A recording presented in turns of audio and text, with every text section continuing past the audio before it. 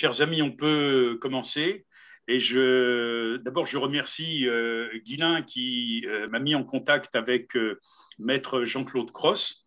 Je salue tous nos amis qui sont actuellement en Israël et c'est très bien de faire une sorte de pont entre la France et Israël, un pont électronique, si j'ose dire.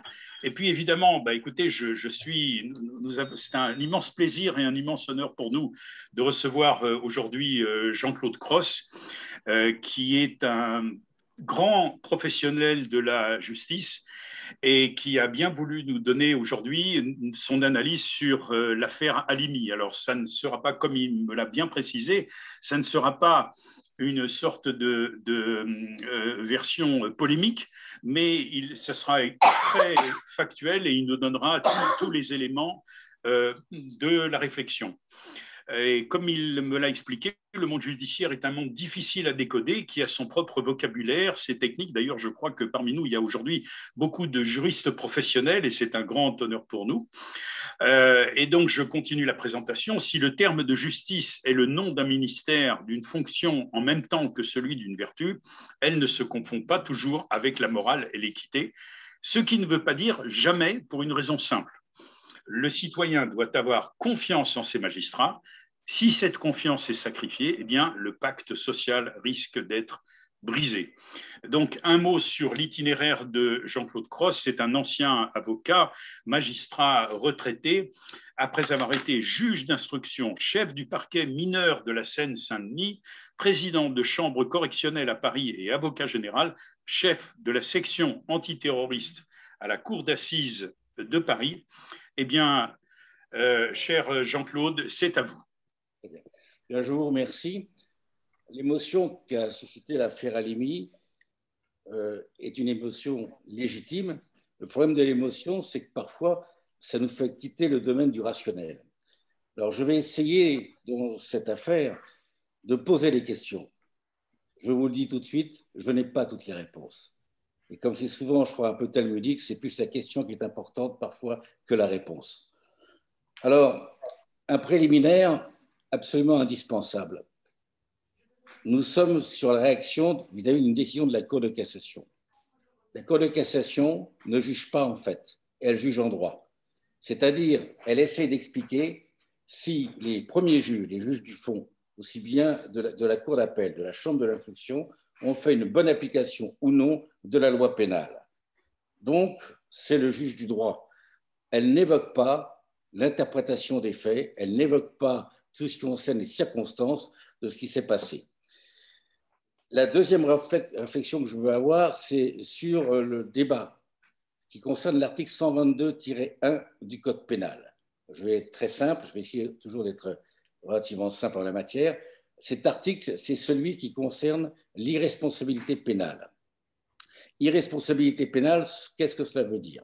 Cela signifie que dans un dossier, vous allez avoir des expertises psychiatriques et on va demander aux experts psychiatres de dire si l'auteur des faits est susceptible d'être poursuivi sur le plan pénal, c'est-à-dire d'être condamné pénalement. Et il y a deux possibilités. Une première possibilité, c'est ce qu'on appelle l'altération de faculté mentale. Si les experts considèrent qu'il y a altération, cela signifie qu'on devra tenir compte pour la peine de cette altération. Mais il y aura une peine. La personne pourra être condamnée. Et la deuxième possibilité que donne l'article 122-1 du Code pénal, c'est l'abolition. L'abolition du discernement, cela signifie que la personne ne pourra pas être condamnée. Alors, la Cour de cassation, qu'a-t-elle dit? Elle a dit que les dispositions de l'article 122-1 du Code pénal ne distinguent pas selon l'origine du trouble psychique ayant conduit à l'abolition de ce discernement. Cela voulait dire quoi? Cela voulait dire qu'on ne pouvait pas tenir compte dans l'appréciation de l'état dans lequel se trouvait Traoré au moment des faits, l'état de contrainte évoqué par l'absorption de drogue. Et la Cour de cassation a dit, moi je ne peux que rejeter le pourvoi qui a été formé, parce que si je ne le rejetais pas, je ferais office de législateur, j'ajouterais à la loi. Je ne peux pas ajouter à la loi. Alors, voilà le contexte dans lequel se situe cette affaire, avec tout de même une précision dont je ne tirerai aucune conséquence, mais que je tiens à signaler. Lors de l'affaire d'Halimi, la première présidente de la Cour d'appel de Paris, qui chapeaute donc tout ce qui est la Cour d'appel, et notamment la Chambre de l'instruction, c'est Chantal Arens. C'est cette tête magistrat qui, au moment de l'affaire en Cour de cassation, est la première présidente de la Cour de cassation. Deuxième précision que je souhaite apporter, au moment des faits de Sarah Halimi, il y a un procureur à Paris, c'est François Molins. François Molins, on le retrouve encore au niveau de la Cour de cassation, c'est lui qui est le procureur général de la Cour de cassation au moment de l'arrêt qui a été rendu. C'est-à-dire que nous avons dans cette affaire les deux plus hauts magistrats de France qui ont connu l'affaire au niveau de la première phase et au niveau de la deuxième phase. Alors, sur les faits. Sur les faits, nous avons un certain nombre de protagonistes. Il y a d'abord une famille malienne qui s'appelle Diarra, chez qui va s'introduire Traoré. Il y a bien évidemment Sarah Halimi et il y a les forces de police. Mon exposé des faits, je vous le dis tout de suite, ne découle pas de l'examen du dossier, feuille par feuille, qui a été entre les mains des juges d'instruction. Lorsque j'évoque des faits, lorsque j'évoque des circonstances, c'est l'analyse que j'ai faite à partir des décisions de justice qui ont été rendues ou des articles de presse. Donc, que les choses soient claires, je n'ai pas connaissance stricto sensu du dossier pénal, du dossier d'instruction. Les faits vont se dérouler, en fait, dans la nuit du 3 au 4 avril, vont se dérouler en deux moments. Dans un premier temps, vers 3h, 3h30, Kobili Traoré, qui affirme ne pas avoir les clés de son appartement, va sonner chez ses voisins, les couples maliens Diarra, qu'il connaît. Il pénètre dans l'appartement, il verrouille la porte en s'emparant de la clé du propriétaire. Il y a une altercation entre lui et M. Diarra. La famille prend peur, la famille se cache et s'enferme dans une chambre et appelle la police en indiquant qu'elle est séquestrée. C'est de là que part l'intervention de la police. Les policiers de la BAC du 11e et les effectifs de la BAC 75 arrivent. Ils arrivent, mais ils disent qu'ils ne peuvent pas ouvrir les portes parce qu'ils sont démunis de béliers. Ils entendent cependant Kabili Traoré hurler et réciter les prières. Dans un second temps, Traoré s'introduit dans l'appartement de Sarah Halimi qui est contigu à la famille malienne. Il passe par les balcons, il l'enjambe. Et vers 4 heures du matin, il se retrouve dans l'appartement de Sarah Halimi. Appartement où il découvre une Torah et un chandelier. Sarah Halimi se réveille et à partir de ce moment-là, c'est un déchaînement de violence. Il va la frapper avec le téléphone, avec ses poings et ses pieds, puis il va la soulever et la jeter vivante par la fenêtre. Je dis vivante par la fenêtre parce que c'est ce qui est indiqué dans l'arrêt de la chambre de l'instruction. Donc, les choses sont claires, elle est vivante, c'est terrifiant, elle est vivante au moment où elle est jetée dans le vide. Et il va refranchir le balcon, il va arriver de nouveau dans l'appartement de la famille Diarra et un témoin des faits va qualifier le comportement de Traoré, il va le qualifier de bestial. Il le décrit comme criant notamment, et j'indique ce qu'il a dit, « Tu vas fermer ta gueule, grosse pute, salope, tu vas payer ». Et selon ce témoin, il disait à plusieurs reprises « Allah Akbar » et « Que Dieu me soit témoin ». Et là, évidemment, se pose le problème, que fait la police?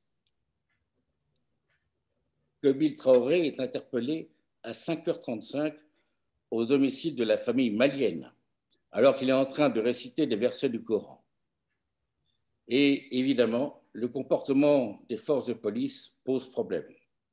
Sami Gozlan, que vous connaissez probablement, qui est le président du Bureau national de vigilance contre l'antisémitisme, lui-même ancien policier, va décrire précisément l'intervention des policiers. Concrètement, il indique « Les policiers de la BAC sont venus 3 minutes après avoir été appelés. Ils étaient au nombre de 4, arrivés un peu avant 4h30. » Il précise « Devant les cris menaçants de Traoré, un second équipage de la police arrive vers 4h40. » et à 4h48, il y a une colonne d'intervention d'assaut d'une vingtaine de policiers qui est arrivée. Nous sommes donc en présence d'à peu près un peu moins d'une trentaine de policiers. Et là, il n'y a pas d'assaut. Pendant 1h10, il ne se passe rien. À 5h30, Sarah Halimi est défenestrée. Et à 5h35, il est interpellé dans l'appartement de la famille malienne. Là, c'est assez intéressant de savoir que lors d'une déposition devant la Commission des affaires sociales du Sénat sur la réforme de l'expertise psychiatrique, un avocat, ancien magistrat, ou plutôt magistrat, ancien avocat, Nathanaël Machter, va faire une déposition devant cette commission. Et il affirme, moi je n'en ai pas la preuve, mais c'est lui qui l'affirme, que Traoré va rester pendant 5 heures tranquillement sur un banc au commissariat sans que personne ne lui parle. 5 heures. Il n'y a pas apparemment là de constatation de bouffée délirante. Il s'énerve, et comme il s'énerve, eh bien effectivement, comme il est excité, on l'envoie aux UMJ, les urgences médico-judiciaires de l'Hôtel-Dieu, aux fins d'examens médicaux, notamment examen de comportement. Et à ce moment-là, les médecins disent « Oh, il y a des problèmes, il faut l'envoyer à l'Institut psychiatrique de la préfecture de police de Paris. » Et son état est jugé incompatible avec la garde à vue. On s'aperçoit à ce moment-là qu'il est sous l'emprise de toxiques, de cannabis, et une information judiciaire est ouverte sur réquisition du parquet. Nous sommes le 14 avril 2017. Donc 4 avril, 14 avril, c'est-à-dire que pendant cette période, c'est le parquet qui gère l'affaire. Ce n'est pas le juge d'instruction, c'est le parquet. Et il est mis en examen, une information judiciaire est ouverte, donc sur quoi? Sur homicide volontaire, séquestration, et on désigne des magistrats instructeurs. Vous constaterez que la circonstance aggravante liée à l'antisémitisme n'est pas du tout visée par le réquisitoire introductif. Des représentants de la communauté juive seront reçus par le procureur François Molins, qui va leur dire « Rien ne permet, dit-il, de retenir le caractère antisémite et rien ne permet de l'exclure. L'enquête se poursuit et toutes les pistes sont ouvertes. » Voilà ce que déclare le procureur. Et Traoré va être mis en examen que le 10 juillet 2017, parce que pendant ce temps-là, il est hospitalisé.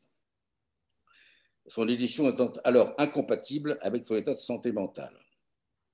Pendant cette période, du 4 avril au 14 avril, période pendant laquelle tout est géré par le parquet, il n'y a pas de garde à vue de l'entourage, il n'y a pas de garde à vue des voisins aux déclarations souvent contradictoires, il n'y a pas de garde à vue des amis de Traoré, on n'investigue pas sur le téléphone de Traoré immédiatement, on ne regarde pas le compte Facebook de sa sœur, on ne regarde pas ce qui s'est passé à la mosquée Omar. Et l'avocat, l'ancien magistrat dont j'ai évoqué tout à l'heure le nom, va déclarer dans la commission des affaires sociales du Sénat que l'enquête de flagrance, c'est-à-dire sous l'autorité du procureur, est déjà faite comme si Traoré a un discernement aboli.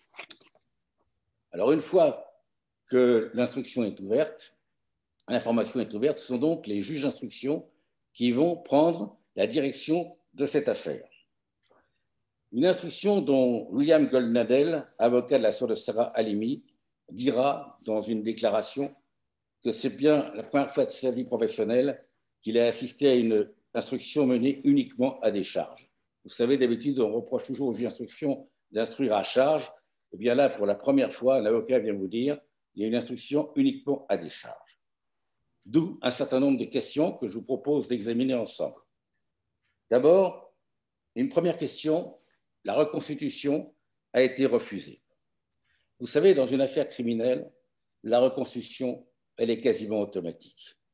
La reconstitution, c'est un acte majeur, c'est un acte crucial de l'instruction parce que c'est un moment déterminant pour la manifestation de la vérité.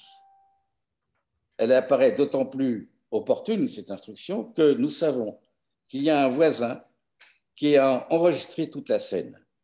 La bande-son que possèdent les écouteurs confirme le calvaire de Sarah Halimi, les coups gratuits portés par son agresseur, plus d'une vingtaine de fractures tout de même révélées ensuite par l'examen du corps. Cette reconstitution a été demandée par les parties civiles. Normalement, la reconstitution en matière criminelle, c'est vraiment une initiative du magistrat instructeur. Il n'a même pas besoin qu'on lui demande. Mais là, il a fallu la demander. Elle est demandée le 11 décembre 2017, alors que Traoré a été interrogé une première fois le 10 juillet 2017. Et le 29 janvier 2018, la juge d'instruction refuse cette mesure. Et cette mesure qu'elle refuse, ce qui est étonnant, c'est que ça va être confirmé par la Chambre de l'instruction, qui est la juridiction d'appel, le 5 juillet 2018. Alors vous me direz, mais pourquoi refuse-t-elle la reconstitution? Eh bien, on va lire ce qu'elle indique, la juge d'instruction. La reconstitution sollicitée, dit-elle, n'est pas compatible avec les contraintes liées à l'état de santé du mis en examen et n'est en tout état de cause pas nécessaire à la manifestation de la vérité, la matérialité des faits étant non contestée par le mis en examen, et elle souligne que Traoré demeure fragile, surtout après une rechute à l'hôpital psychiatrique. C'est étonnant. C'est étonnant parce que l'aveu ne veut pas correspondre forcément à la vérité. La reconstitution, elle a pour objet de vérifier les déclarations sur place de toutes les parties présentes. Les témoins, la famille Diarra, évidemment Traoré, évidemment aussi les services de police. Il ne suffit pas d'affirmer que l'aveu existe pour exclure toute reconstitution. Il y a un devoir de vérification de la part du magistrat et il y a un devoir, effectivement, de mettre en clarté les éventuelles contradictions qui découlent des déclarations des uns et des autres. Quand la magistrate dit qu'il n'est pas en mesure d'être auditionné, c'est tout de même curieux parce qu'elle va l'auditionner le 10 juillet 2017, elle va l'auditionner le 27 février 2018, c'est-à-dire un mois après qu'elle ait refusé la reconstitution. Elle va l'entendre également le 12 octobre 2018. Alors je pose une question. Pourquoi est-il apte à être entendu par la juge d'instruction dans ces différents moments et qu'il ne le serait pas au moment d'une reconstitution? On peut penser, et c'est terrible de penser cela, que le refus de la reconstitution est favorable à Traoré. Elle est favorable parce que l'ordre du crime, dans son déroulement, aurait sauté aux yeux des personnes présentes. En fait, c'est une mesure qui lui est favorable. Est-ce que la reconstitution, c'est une question que l'on pose, n'aurait été également refusée parce qu'elle aurait peut-être mis en cause une gestion malencontreuse de la chaîne de commandement de la police, ce jour-là? Au cabinet du préfet de police de Paris, il y a toujours une permanence. Rien ne se passe dans ce genre d'affaires sans qu'immédiatement tout remonte vers la hiérarchie policière. Tout remonte également vers le parquet. Tout le monde sait tout ce qui se passe à la minute présente. Rappelez-vous, dans l'affaire Human Bomb à Neuilly, le procureur s'est déplacé. Le procureur est venu, l'auteur de cet enlèvement des enfants. Il a géré en même temps que les services de police, il a géré l'affaire. Et Human Bomb a été neutralisé. C'était une affaire beaucoup plus difficile à Neuilly que cette affaire à Paris. Je rappellerai tout de même d'ailleurs qu'une autre préfète de Loire-Atlantique, Nicole Klein, qui était en poste en Seine-Maritime au moment de l'assassinat du père Hamel, le 26 juillet 2016, c'est elle qui a donné l'ordre de tirer sur les deux islamistes. Alors, on se pose la question, qui a donné les ordres? Quels ordres? Pourquoi y a-t-il eu abstention? La reconstitution aurait permis peut-être de le savoir.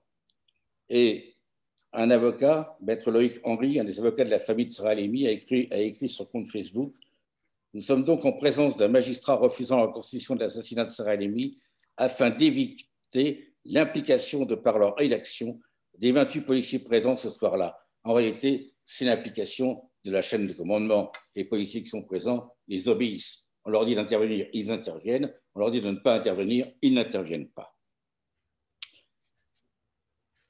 Ils n'interviennent en fait qu'après la défenestration. La presse a fait l'écho de ces errements de la chaîne de commandement dans des journaux très différents comme Marianne, comme Le Canard enchaîné, dans un article d'ailleurs très récent du 28 avril 2021. Le Canard enchaîné parle des ratés de l'intervention de la police, soulignant que les policiers ont mis 1 heure à interpeller l'auteur alors qu'ils savaient où il se trouvait.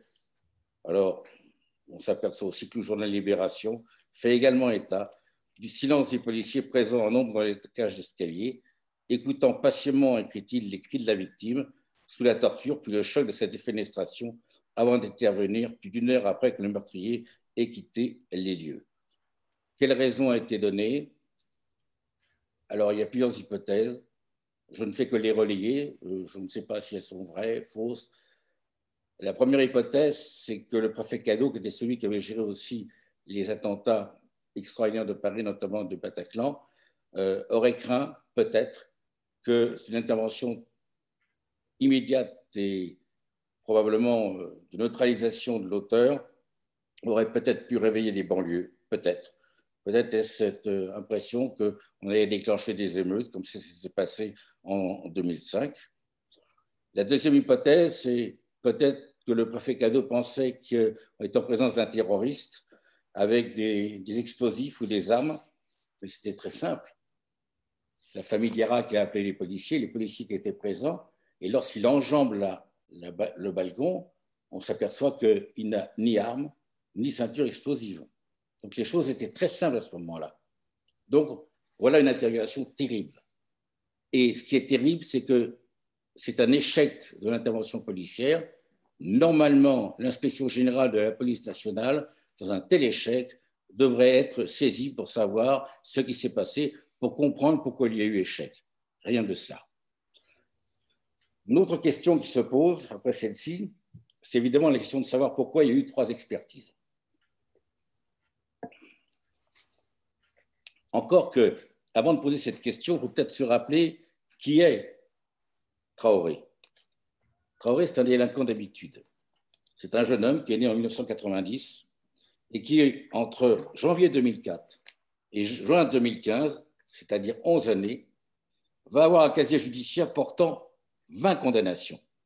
Il n'a aucune profession, n'en exerce aucune, il n'a pas d'enfant, pas de lien matrimonial. Et sa délinquance est principalement en relation avec les stupéfiants. Nous sommes en présence d'un trafiquant d'habitude dans le domaine des produits toxiques ou psychotropes, qui en consomme lui-même énormément et qui en vend depuis des années. C'est ce qu'on appelle un professionnel de la drogue. Donc, il ne peut pas ignorer les conséquences terribles que peut déclencher la consommation de tels produits, à la fois sur les autres et sur lui-même. L'expert Zaguri, qui est le premier expert qui a été désigné, expert psychiatre. Il faut savoir qui est Zaguri. C'est un des plus grands experts en matière criminelle en France. Il est dans les plus grands dossiers criminels de la cour d'assises, dans toute la France. Il a écrit dans son rapport quelque chose d'évident. Comment, dit-il, un consommateur et trafiquant si avisé et si souvent condamné pour les stupéfiants pouvait-il ignorer que la consommation des produits toxiques illicites était susceptible de générer une perte de contrôle aux conséquences imprévisibles. Une perte de contrôle, rappelez-vous, la différence entre l'altération et l'abolition. La perte de contrôle, c'est une altération, ce n'est pas une abolition. Et c'est un délinquant d'habitude, vous vous rendez compte? 11 années. 11 années pendant lesquelles, à aucun moment, personne ne s'est posé la question de savoir s'il méritait une expertise psychiatrique ou pas. À aucun moment, apparemment, autant que je sache, d'après ce que j'ai pu examiner, il n'a fait l'objet d'une altération ou d'une abolition de son discernement évoquée par des expertises. Donc, apparemment, quelqu'un, entre guillemets, de normal. Les expertises psychiatriques, elles sont en matière criminelle obligatoires. Il va y avoir donc dans ce dossier 3 séries d'expertises. D'abord, le docteur Zaguri, qui à 2 reprises va examiner Traoré. Il l'examine dans des délais très brefs par rapport aux faits. Ce ne sera pas le cas pour les autres experts. Beaucoup de temps se seront écoulés. Bon, les experts ont cependant pris connaissance du dossier médical de Traoré. Durant la procédure, il était hospitalisé à l'hôpital Saint-Maurice, puis à l'unité pour malades difficiles Henri Collin. Zaguri, c'est le premier expert désigné, il est tout seul. Il conclut à l'altération du discernement. Celui-ci indique qu'en dépit de la réalité indiscutable du trouble mental aliénant à l'abolition du discernement, il ne peut être retenu du fait de la prise consciente et volontaire régulière du cannabis en très grande quantité. Donc, on a une expertise qui conclut à une altération, donc à un possible renvoi devant la cour d'assises. et il va y avoir une seconde expertise. Qui est à l'origine de cette seconde expertise? Est-ce que c'est l'avocat de Traoré? Non. Est-ce que c'est l'avocat des parties civiles? Non. Est-ce que c'est le parquet? Non. Ce sont les juges d'instruction. Comme si cette première expertise ne leur donnait pas satisfaction ou, terrible, peut-être pas favorable à Traoré. Sur l'initiative des magistrats instructeurs, et quand je dis sur l'initiative des magistrats instructeurs, c'est ce que relève la Chambre de l'instruction dans une décision du 19 décembre 2019. Une seconde expertise est mise en œuvre. Docteur Bensussan, docteur Meyer-Buisan, docteur Rouillon. Et eux vont conclure à l'abolition du discernement. Évidemment, là, les partis civiles se disent « c'est pas possible, on va faire désigner un nouveau collège ». On a une troisième expertise. C'est dans ces conditions que les docteurs Coutenceau, Guelfi et Pascal vont également conclure à l'abolition du discernement. Mais, dans la motivation de l'arrêt de la Chambre d'instruction du 19 décembre 2019, c'est contre cet arrêt qu'il y a eu un pourvoi en cassation, il est relevé que le troisième rapport indique, et je cite, que le comportement de Traoré est compatible aussi bien avec une altération qu'une abolition. Voilà. Qu'est-ce qui se passe? Comment se fait-il à ce moment-là qu'on considère qu'il y a une abolition du discernement, qu'on privilégie plutôt la thèse favorable à Traoré que la thèse qui lui est défavorable? Combien d'expertise faut-il pour prendre une décision? Pourquoi le magistrat favorise-t-il plus la thèse de l'abolition que la thèse de l'altération? Pourquoi ne pas admettre la première expertise? On est étonné, on s'interroge, cela pose une question sur l'objectivité, l'impartialité des magistrats. Leur fallait-il absolument une expertise favorable à Traoré afin qu'il échappe à toute sanction pénale? Je suis désolé, cette question terrifiante, elle doit être posée. Peut-on admettre, comme l'écrivent d'ailleurs les second et troisième experts, que cette bouffée délirante s'est avérée inaugurale d'une psychose chronique, probablement schizophrénique? Ce trouble psychotique, bref, a aboli son discernement au sens de l'article 122-1 ont-ils écrit. Ah oui, ils l'ont écrit, sauf que le conseiller à la Cour de cassation qui a fait un rapport, il a relevé une chose très importante, mais lui non plus n'en tirera pas les conséquences d'ailleurs. Il va relever dans son avis qu'un brigadier de police avait été entendu en qualité de témoin et avait indiqué que la police avait tenté de négocier avec l'auteur des faits. Négocier, ça veut dire qu'on était en présence de quelqu'un qui avait la faculté mentale, intellectuelle de discuter avec les policiers. Ça veut dire qu'il conservait tout ou partie de son discernement.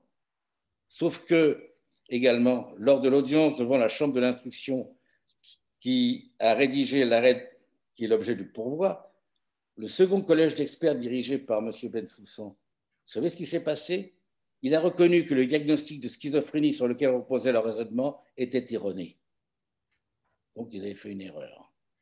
Sauf que les magistrats de l'instruction vont estimer qu'il y avait des raisons plausibles de conclure à l'abolition du discernement de Kobili Traoré. On aurait tout de même peut-être aimé avoir des motifs certains, car plausible, ça vise simplement une hypothèse. Et je rappelle que la troisième expertise collégiale conclut à une abolition du discernement, mais avec des pincettes. Il évoque, ce rapport, l'hypothèse d'une irresponsabilité et non la certitude. Et parmi ces experts, il y a le renommé, très estimé et compétent docteur Coutenceau. Et vous savez, le docteur Coutenceau, aussi excellent soit-il, vous savez ce qu'il va déclarer? Il va déclarer, je crois, à la télévision ou à la radio, et je vous demande de bien écouter ce que je vais vous dire, l'acte est antisémite, mais le sujet ne l'est pas forcément. Vous vous rendez compte? L'histoire, je dois dire, a fait litière de ce genre d'analyse. C'est en définitive l'acte antisémite à l'insu de son plein gré, pour reprendre une formule célèbre du coureur cycliste Virenque. Donc, on peut conclure qu'il n'y avait pas d'unanimité des experts, qu'il y avait vraiment une incertitude qui devait être vidée par quoi? Par un débat au fond. Le débat au fond, c'est le débat devant la cour d'assises. Troisième question, pourquoi ont-elles refusé de retenir la circonstance aggravante du caractère antisémite du meurtre? Je vous l'ai rappelé, initialement, le caractère antisémite de l'acte meurtrier n'a pas été retenu par le procureur de la République dans son réquisitoire introductif. Mais des faits nouveaux apparaissent, des gens sont entendus, et le parquet, à ce moment-là, décide, dans un réquisitoire supplétif, c'est-à-dire supplémentaire, décide que doit être retenue la circonstance aggravante d'antisémitisme. Et elle va le demander, le parquet va le demander à 2 reprises, le 20 septembre 2017 et lors de son réquisitoire définitif. Et il requérait également la mise en accusation de Traoré devant la cour d'assises de Paris. Et qu'ont fait les magistrats instructeurs? Ils refusent. Les magistrats instructeurs refusent. Pourquoi refusent-ils? Parce que les circonstances aggravantes d'antisémitisme est pour eux absolument inopérante. Pourquoi? Parce que Traoré, disent-elles, a prononcé des paroles souvent inintelligibles, voire au caractère insensé, et elles ont affirmé que dans une bouffée délirante aiguë, il n'existe pas de capacité à sélectionner sa ou ses victimes. Voilà la motivation. C'est étonnant là encore. C'est étonnant parce qu'il y a des témoignages sur l'antisémitisme qui sont contradictoires. Il y a des témoignages qui sont contradictoires parce que beaucoup de voisins de Traoré disent qu'il n'était pas antisémite. Il s'entendait très bien avec Madame Halimi. Mais je constate que dans son réquisitoire écrit, l'avocat général devant la Cour de cassation va relever que la victime craignait les membres de la famille Traoré en raison d'une certaine hostilité à son égard, que la victime avait fait l'objet d'injures antisémites, de crachats et d'invectives, mais avait refusé de porter plainte de crainte que les choses empirent. Et puis, il y a ce qu'écrit le docteur Bensussan dans son rapport. Je vous le cite. Nous dirions en résumé que M. Kobil Traoré était au moment des faits, du fait de la prégnance du délire, un baril de poudre, mais que la conscience du judaïsme de Mme Halimi a joué le rôle d'étincelle.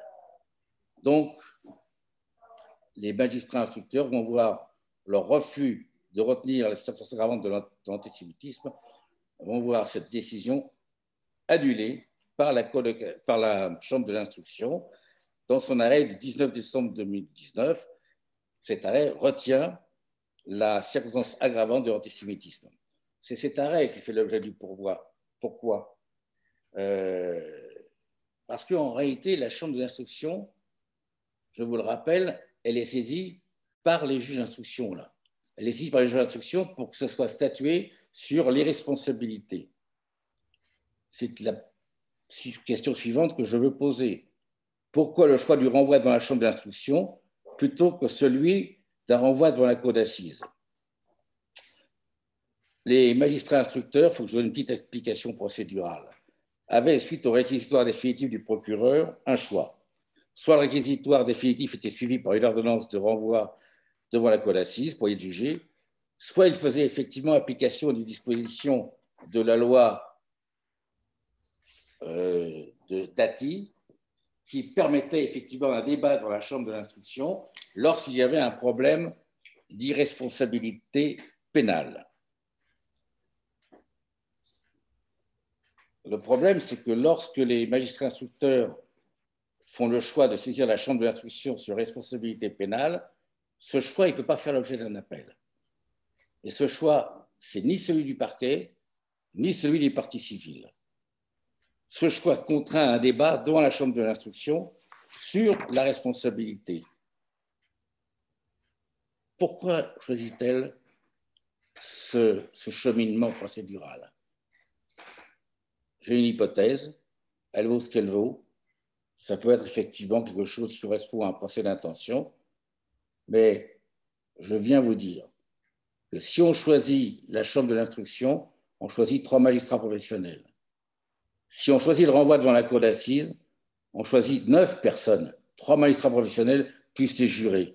Eh bien, moi, je viens vous dire, si on ne veut pas être dans la cour d'assises, c'est qu'on sait que les jurés, face à l'horreur de ce crime, ne tiendront pas compte de la divergence et des contradictions entre les experts psychiatres. Ils tiendront compte de l'horreur du crime et ils condamneront Traoré. Donc là, une fois de plus, je suis désolé, ça apparaît comme une décision favorable à Traoré. Alors, voilà, on en est là. Et puis, il y a le pourvoi en cassation. Le pourvoi en cassation, je vais vous dire, j'ai regardé l'avis écrit du conseiller à la Cour de cassation, M. Gory. J'ai examiné le réquisitoire oral et écrit de l'avocat général. Il n'y a rien à dire au niveau du travail effectué. C'est un travail remarquable. Ce sont des magistrats qui ont beaucoup travaillé, mais ce sont des magistrats qui n'ont peut-être pas osé aller au-delà de ce qui leur était demandé. La Chambre de l'instruction donc déclare que Traoré est irresponsable pénalement en raison de l'abolition de son discernement. La Cour de cassation, elle est saisie que de ça. Est-ce qu'ils ont fait une bonne application de la loi? La Cour de cassation n'est pas saisie des faits en eux-mêmes. La Cour de cassation est saisie par rapport au rapport d'expertise, par rapport à la motivation qui est faite par la Chambre de l'instruction. Est-ce que la loi a été bien appliquée? Alors, le rapporteur, le conseiller Gory, qui examine le dossier, va conclure, il va dire,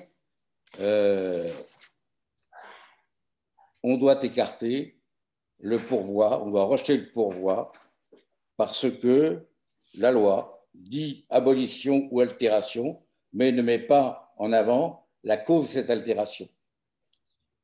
Mais le conseiller Gory, tout de même, il souligne qu'il existe une ligne de fracture entre les experts.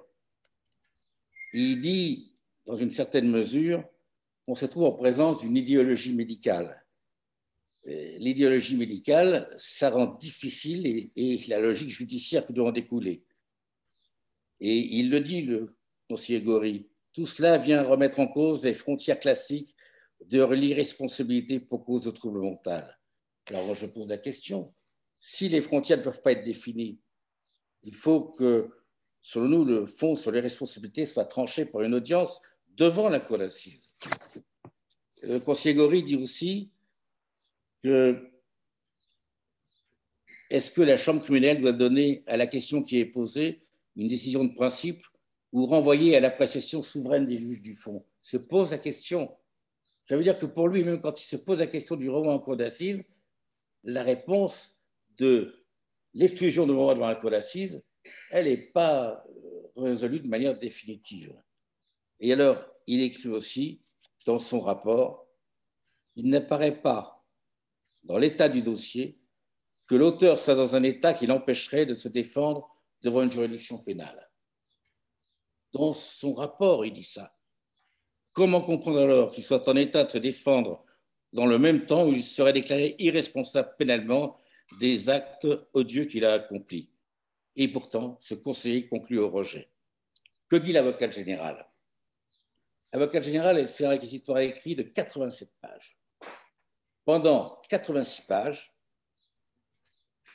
elle écarte le pourvoi en cassation. Elle dit il faut rejeter. Il faut rejeter, mais il y a 9 dernières lignes. Et 9 dernières lignes de son réquisitoire écrit. Elle propose ou elle reconnaît que la Cour de cassation pourrait peut-être casser. Et elle donne des raisons techniques, je ne vais pas les aborder parce que c'est un peu complexe, mais elle donne 2 portes de sortie. Et la Cour de cassation ne va pas les pousser.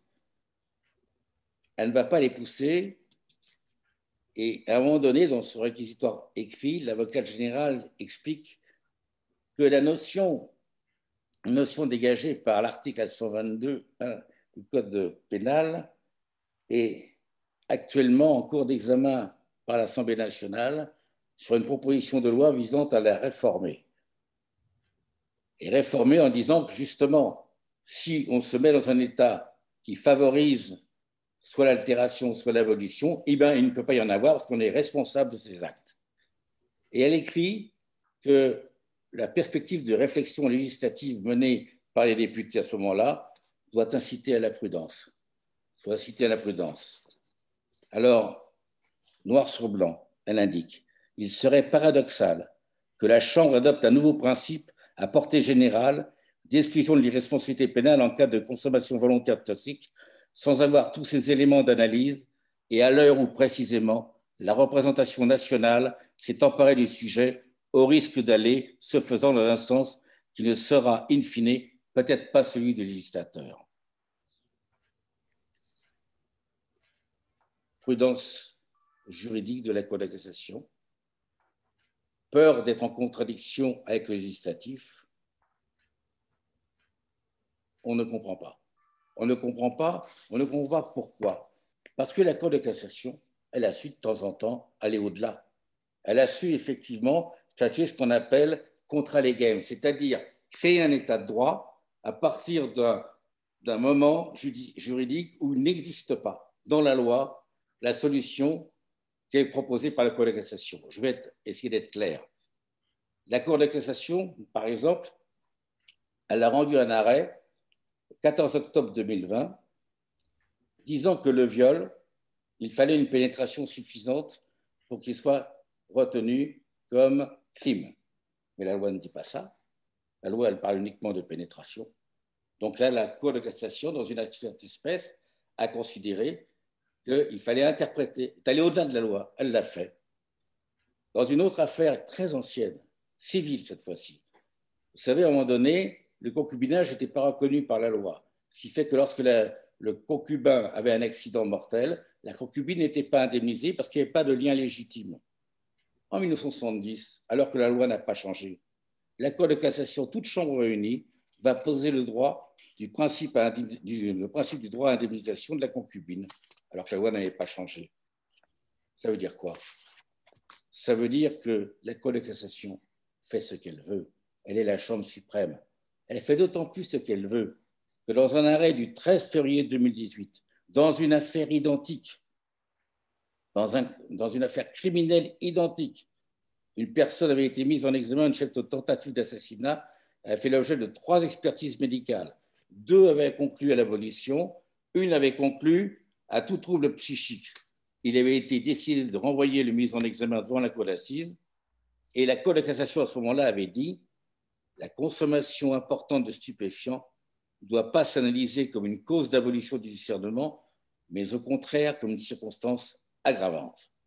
Il s'agit donc d'une décision contraire à celle qui vient d'être rendue. Les conseillers à la Cour de cassation et l'avocat général ont fait mention de cette décision. Pour l'écarter, qu'est-ce qu'ils ont dit? Ils ont dit, mais voyons, la décision qu'on a rendue le 13 février 2018, c'est une décision, c'est un cas d'espèce, c'est un arrêt d'espèce. Et tous les arrêts sont des arrêts d'espèce. Quand la Cour de cassation veut casser, moi je vous le dis, elle casse. Alors, pourquoi tout cela? Pourquoi? Peut-on éliminer tout contexte politique, voire corporatiste? C'est une question, je ne vous le cache pas, c'est délicat, hein, parce qu'on est toujours avec le complotisme, on est avec le complotisme et le défaut de naïveté, et puis avec des interprétations qui peuvent être sujettes à évidemment beaucoup de critiques. La ministre de la Justice, Nicole Belloubet, le 7 janvier 2020 sur RMC, elle dit que le verdict de la Chambre d'instruction était justifié.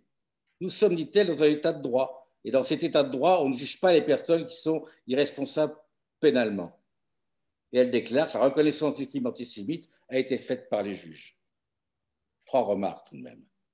D'abord, les hyperpsychiatres n'ont pas été unanimes, je suis désolé, Madame la Ministre, concernant l'abolition du discernement. Ensuite, quelle spontanéité, où est-elle la spontanéité de la reconnaissance du crime antisémite? C'était le résultat d'une lutte forcenée de la part des avocats et des parties civiles pour que ce soit retenu par le parquet. Et puis, je me rappelle ce qu'a déclaré Gilles-William Goldnadel en évoquant l'audience devant la Chambre de l'instruction où toutes les parties étaient présentes. C'est une sorte de procès. C'est un procès. Ce n'est pas le procès d'assises, mais c'est un procès.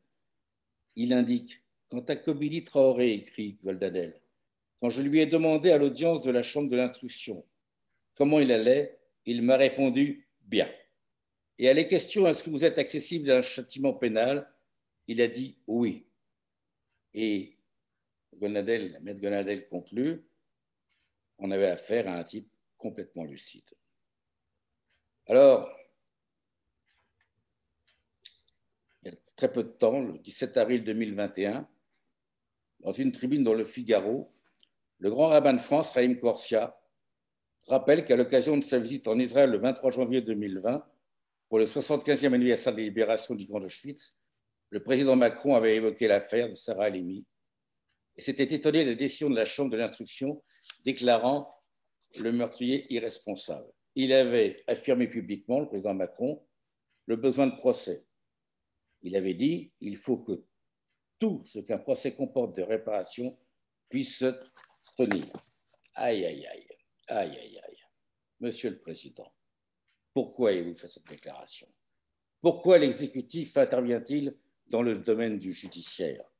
Eh bien, la réponse n'est pas fait attendre. Syndicat de la magistrature, immédiatement. Nous sommes scandalisés par ces propos. Certes, il rappelle qu'il est le garant de l'indépendance de la justice, qu'il ne peut pas interférer dans les décisions judiciaires, mais c'est exactement ce qu'il fait. Ah, syndicat de la magistrature, prompt à donner des leçons. C'est ce syndicat-là qui a fait ce qu'on appelle le mur des cons.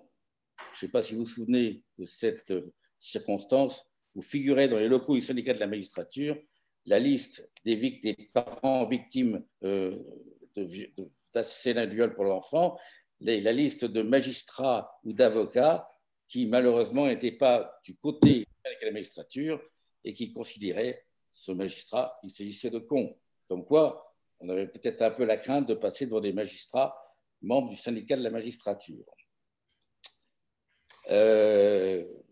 L'Union syndicale des magistrats, auquel j'appartenais, je le dis tout de suite, elle n'a pas dit autre chose. Le président de la République, écrit-il, n'a pas à donner son avis sur une procédure judiciaire en cours. Il est là pour garantir l'indépendance de la justice et non pour lui donner des consignes. Aïe, aïe, aïe. Et là, tout d'un coup, 27 janvier 2020, immédiatement, la première présidente de la Cour de cassation, Mme Arens, et le procureur général de la Cour de cassation, François Molins, font un communiqué et condamnent l'intervention du président de la République. Alors, dans sa rubrique du Figaro, le grand rabbin de France, Chaim Corsia, s'interroge et il écrit « Je n'ose imaginer que c'est pour se démarquer de cette réflexion de bon sens que les magistrats de la Cour de cassation auraient pris cette décision. » Qu'en termes galants, ces choses-là sont dites. Le grand rabbin de France est trop fin talmudiste pour ne pas nous faire comprendre indirectement qu'en réalité, il ose. S'il ose, c'est qu'il a peut-être des éléments. Et le président Macron a persisté en réalité. Lorsque l'arrêt de la Cour de cassation a été rendu, il a dit aux proches des victimes, à tous les concitoyens de confession juive qui attendaient un procès, son chaleureux soutien et sa détermination à les protéger. Et là, tout d'un coup, le Conseil supérieur de la magistrature, lui aussi, va réagir. L'institution judiciaire du Conseil supérieur de la magistrature doit pouvoir continuer de juger à l'abri des pressions en toute indépendance et en toute impartialité. En ce qui concerne l'arrêt de la Cour de cassation écrit le Conseil supérieur de la magistrature, il convient de rappeler que le juge a pour mission d'appliquer la loi et se doit en matière pénale de l'interpréter strictement. Il ne peut la créer ou la modifier. Il s'agit d'un principe fondamental pour préserver les équilibres démocratiques. Et je vous ai démontré qu'en réalité, quand elle le veut, eh bien elle le fait. Elle fait exactement ce que le Conseil supérieur de la magistrature dit qu'elle ne fait pas. Nous avons vu qu'il y a des exceptions. Pourquoi les oublier? Donc voilà. Alors, je vais terminer là-dessus en me disant politique, corporatisme, peut-être.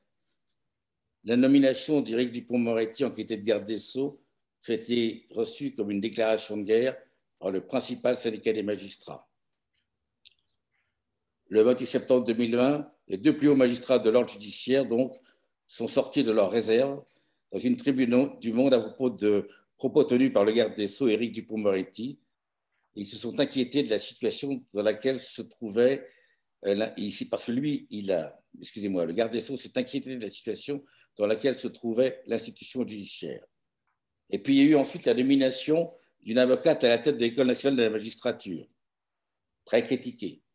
À propos du parquet national financier, le Premier ministre a saisi le CSM pour voir des poursuites disciplinaires contre Patrice Amar, qui est un des substituts de ce parquet. Le Conseil supérieur de la magistrature a dit au Premier ministre: Monsieur, nous sommes désolés, votre recours n'est pas fondé, vous devez recommencer. Et il a de nouveau diligenté un recours concernant ce magistrat. Je dirais que l'ambiance, elle n'est pas bonne, hein, c'est clair. L'ambiance magistrat et politique est mauvaise, et j'espère, je vous dis très franchement, j'espère que ce n'est pas un arrêt de conversation d'ambiance que nous avons eu. Enfin, je terminerai pour vous dire que pour la communauté juive, il y a raison d'être inquiet. Rappelez-vous l'affaire Copernic. L'attentat contre la rue Copernic, il y a eu un magistrat instructeur qui a été désigné. Et ce magistrat instructeur, au départ, était persuadé, c'était très véridique, de la culpabilité, ou du moins de la nécessité du procès pour Hassan Diab, qui est l'auteur présumé de cet attentat.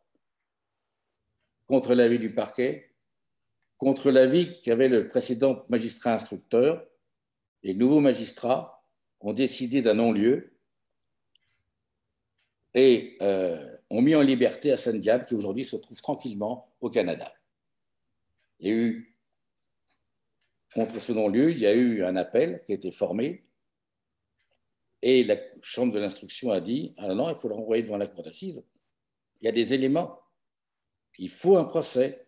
Et la Cour de cassation, présidée par le même président que dans l'affaire que je viens d'évoquer, l'affaire Sarah Halimi, a dit effectivement, il faut un procès. Et Hassan Diab a été débouté de son recours devant la Cour de cassation. Un propos, une petite remarque, c'est extraordinaire. Nous avons présent sur le sol français Traoré, qui ne sera pas jugé, et nous avons au Canada quelqu'un qui peut-être ne reviendra jamais, il ne sera peut-être jamais extradé, qui sera jugé par défaut, par contumace. Et puis il y a l'affaire de la rue des Rosiers. Elle remonte à 40 ans, vous vous en souvenez. Et puis il y a eu des documents qui ont été versés, qui ont été déclassifiés. Et ces documents sont intéressants, mais ils sont terribles. Le directeur de la DST de l'époque, M. Bonnet, démontre qu'un accord a été passé entre le groupe Abou Nidal et le gouvernement. Le deal était simple: pas de poursuite, pas d'attentat. Les politiques de cette époque ont donc accepté ce qui a été tué pendant de très nombreuses années. Et ce n'est que très récemment, en 2015, que la procédure s'est remise en route et que l'un des tireurs a été extradé le 27 novembre dernier vers la France. Il vivait des jours heureux depuis 1991 en Norvège, à Oslo, où il avait été naturalisé en 2012. Il a été mis en examen en France pour assassinat, tentative d'assassinat et placé en détention provisoire. Alors, comme vous me l'avez rappelé, je vais conclure. J'aurais tenu effectivement juste 1 heure. Le terme de justice, je vous l'ai dit, c'est le nom d'un ministère, d'une fonction. C'est aussi le nom d'une vertu. Comme je l'ai dit, elle ne se confond pas toujours avec la morale et l'équité, mais la nécessité, c'est la confiance du citoyen dans ses magistrats. Et c'est vrai que si la confiance est rompue, le pacte social risque d'être brisé. Eh bien, je vais terminer mon propos en laissant la conclusion au professeur de droit Nicolas Molfessi. Il a écrit dans une tribune dans Le Monde et il résume toute la dimension humaine de cette affaire. Que dit-il? Ce sera ma dernière phrase. L'évidence du droit ne fait pas la justice des hommes. Voilà, je vous remercie de votre attention.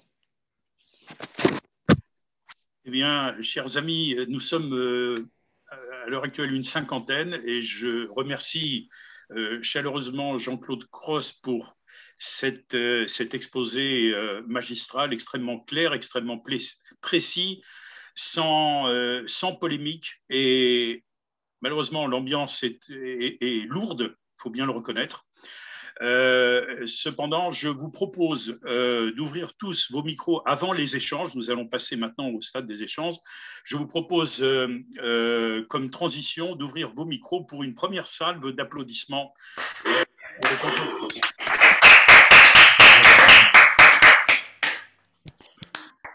Eh bien, maintenant, nous allons passer aux échanges. Et Tony, si tu veux bien gérer la prise de parole, ou en tout cas, voilà, on va le faire comme d'habitude de façon très pragmatique. Donc, la parole est à vous. Oui, je voudrais simplement prolonger ce qu'a dit Charlie. Nous sommes très nombreux, donc je vous demande dans vos interventions de ne pas être trop long pour permettre à tout le monde et permettre surtout à M. Cross d'y répondre. Voilà, la parole sera donnée à la première main qui apparaît et je ne les vois pas toutes, vous m'excuserez les premières mains. Charlie va me seconder aussi. La première main, vas-y. Sinon, vous pouvez aussi activer le petit mécanisme de la main levée où on verra les icônes, la petite icône de la main levée qui nous permettra de voir qui veut prendre la parole pour que ça se déroule de façon harmonieuse. Voilà, donc la parole est à vous. Pierre Lazare. Pierre Lazare. Pierre, tu peux… Voilà, merci beaucoup, monsieur Cross, pour cet exposé absolument remarquable et très complet et quelquefois technique, j'avoue. J'ai quand même j'ai deux questions à vous poser. La première, c'est j'avais lu dans Marianne l'interview du docteur Bensoussan et j'arrive pas à retrouver le passage. Pierre, un peu plus fort, Pierre.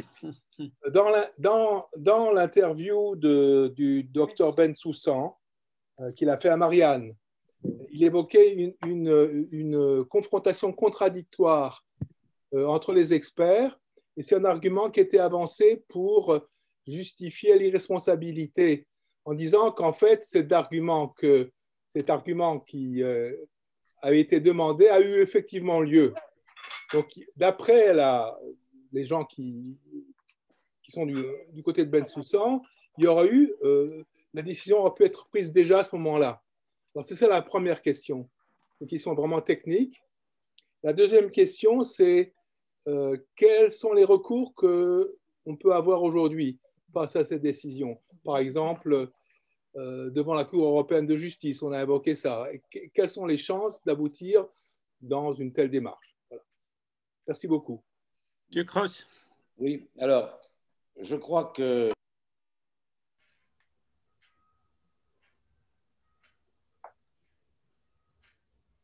oh, excusez-moi, j'ai coupé votre micro par erreur. Pouvez-vous le réactiver? D'accord. Au niveau de la procédure française, c'est terminé.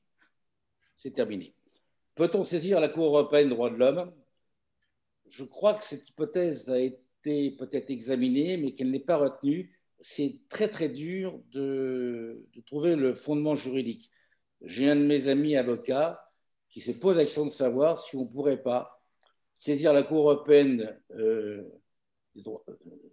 sur le fondement de l'impartialité des juges impartiaux.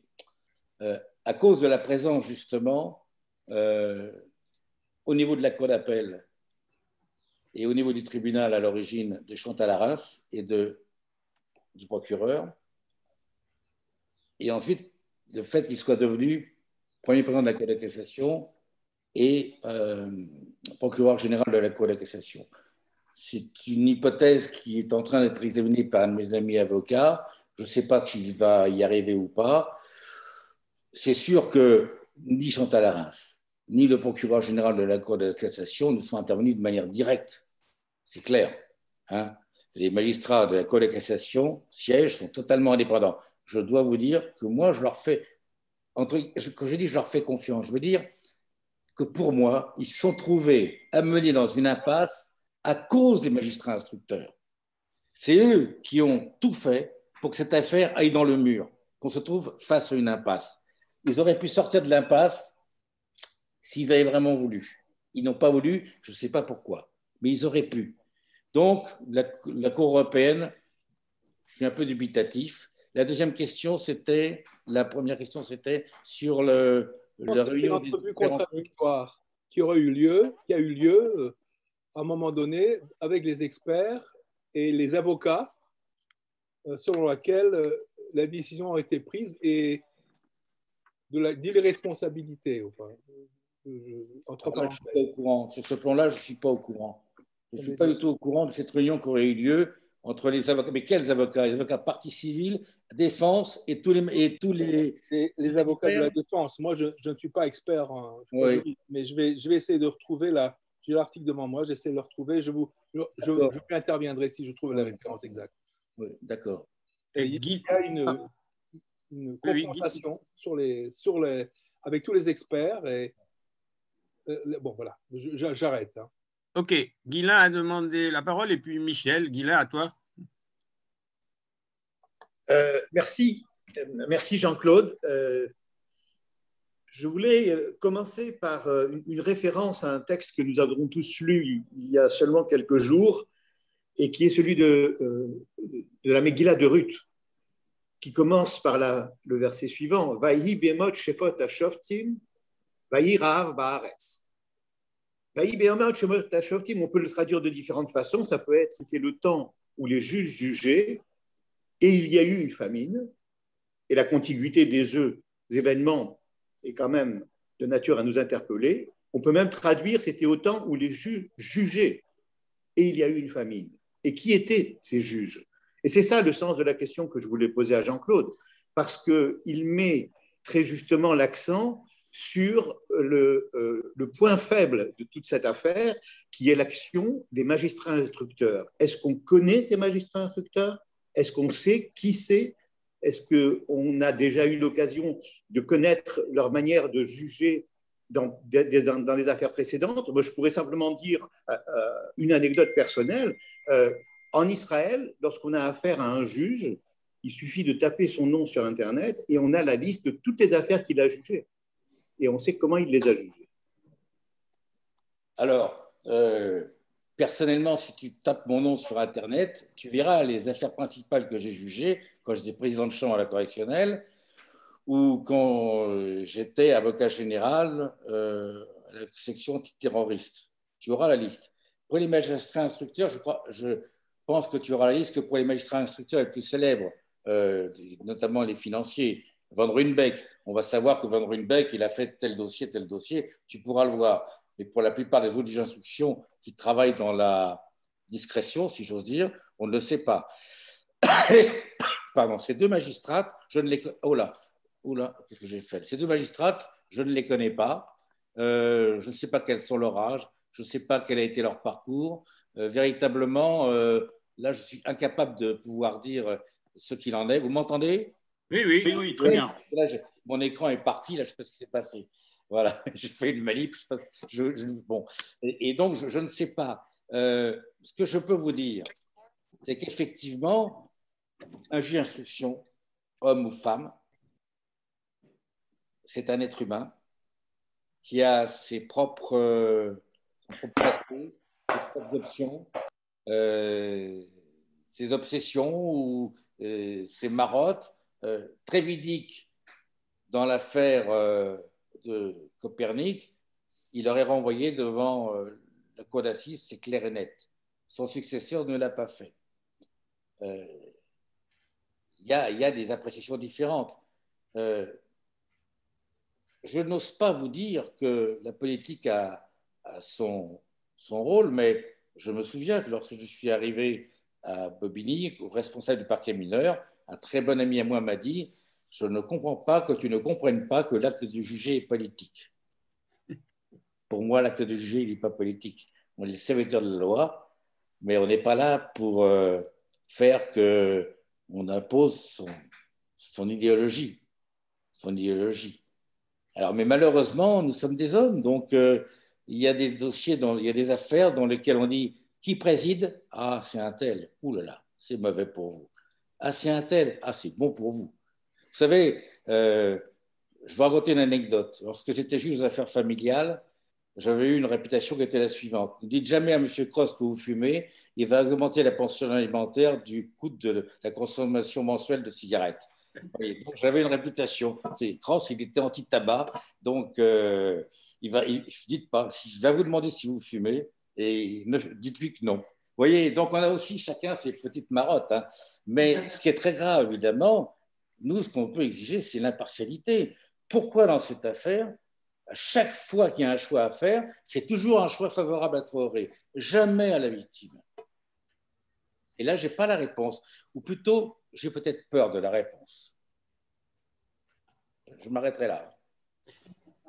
Michel a demandé la parole, ensuite Raphaël Adasselbel. Michel. Oui. Tout d'abord, est-ce que vous m'entendez bien? Parce que j'ai eu des problèmes de connexion. Si oui, merci de lever un pouce. Je vous entends. On entend, on entend.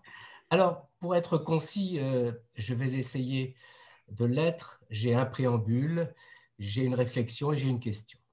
Le préambule, c'est d'abord d'adresser à Monsieur le juge Cross toutes mes félicitations pour son professionnalisme et la sérénité avec laquelle il a traité ce dossier, malgré les idées que je lui connais. Ça, c'était le préambule.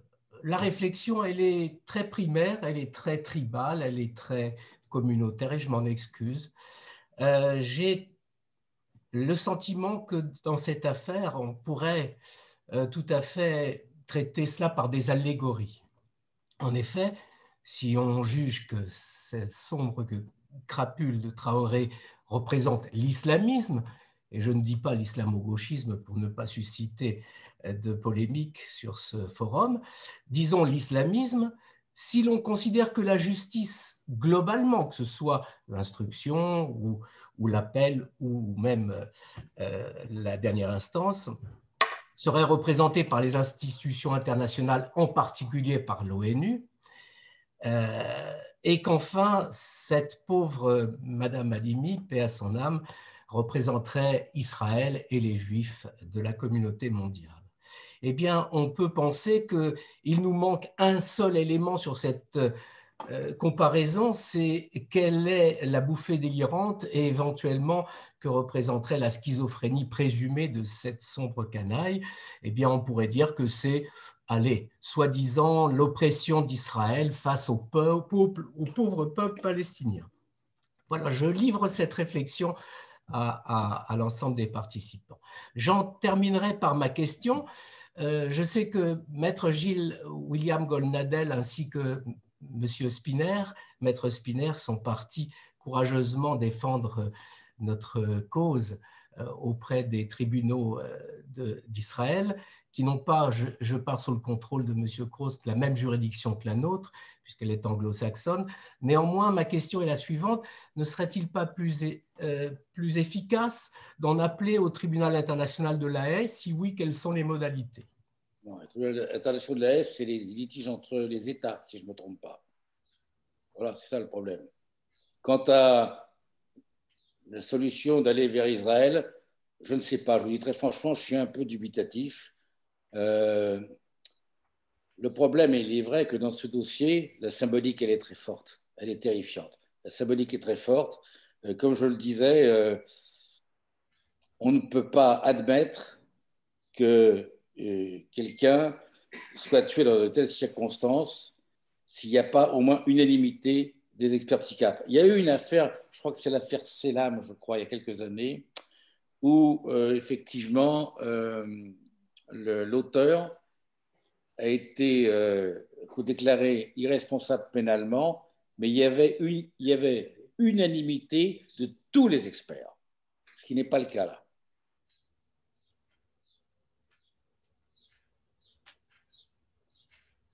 Bien. La parole est à Raphaël Adasselbel. Oui, bonjour. Je voudrais d'abord féliciter M. Cross pour le caractère extrêmement complet, équilibré, précis de son intervention qui nous éclaire beaucoup sur tout le processus qui a conduit à la dernière décision de la Cour de cassation. Je voudrais simplement poser deux questions, l'une plutôt d'ordre sociologique et la seconde plutôt d'ordre juridique, qui sont les suivantes. Sur la question, je dirais, sociologique, je suis d'accord tout à fait avec M. Cross sur le fait que la Cour de cassation a été en quelque sorte piégée par l'attitude des juges d'instruction, parce qu'ils ne sont pas théoriquement compétents pour apprécier le dossier au fond, mais uniquement pour savoir si la loi, en l'occurrence, a été bien appliquée. Je suis d'accord.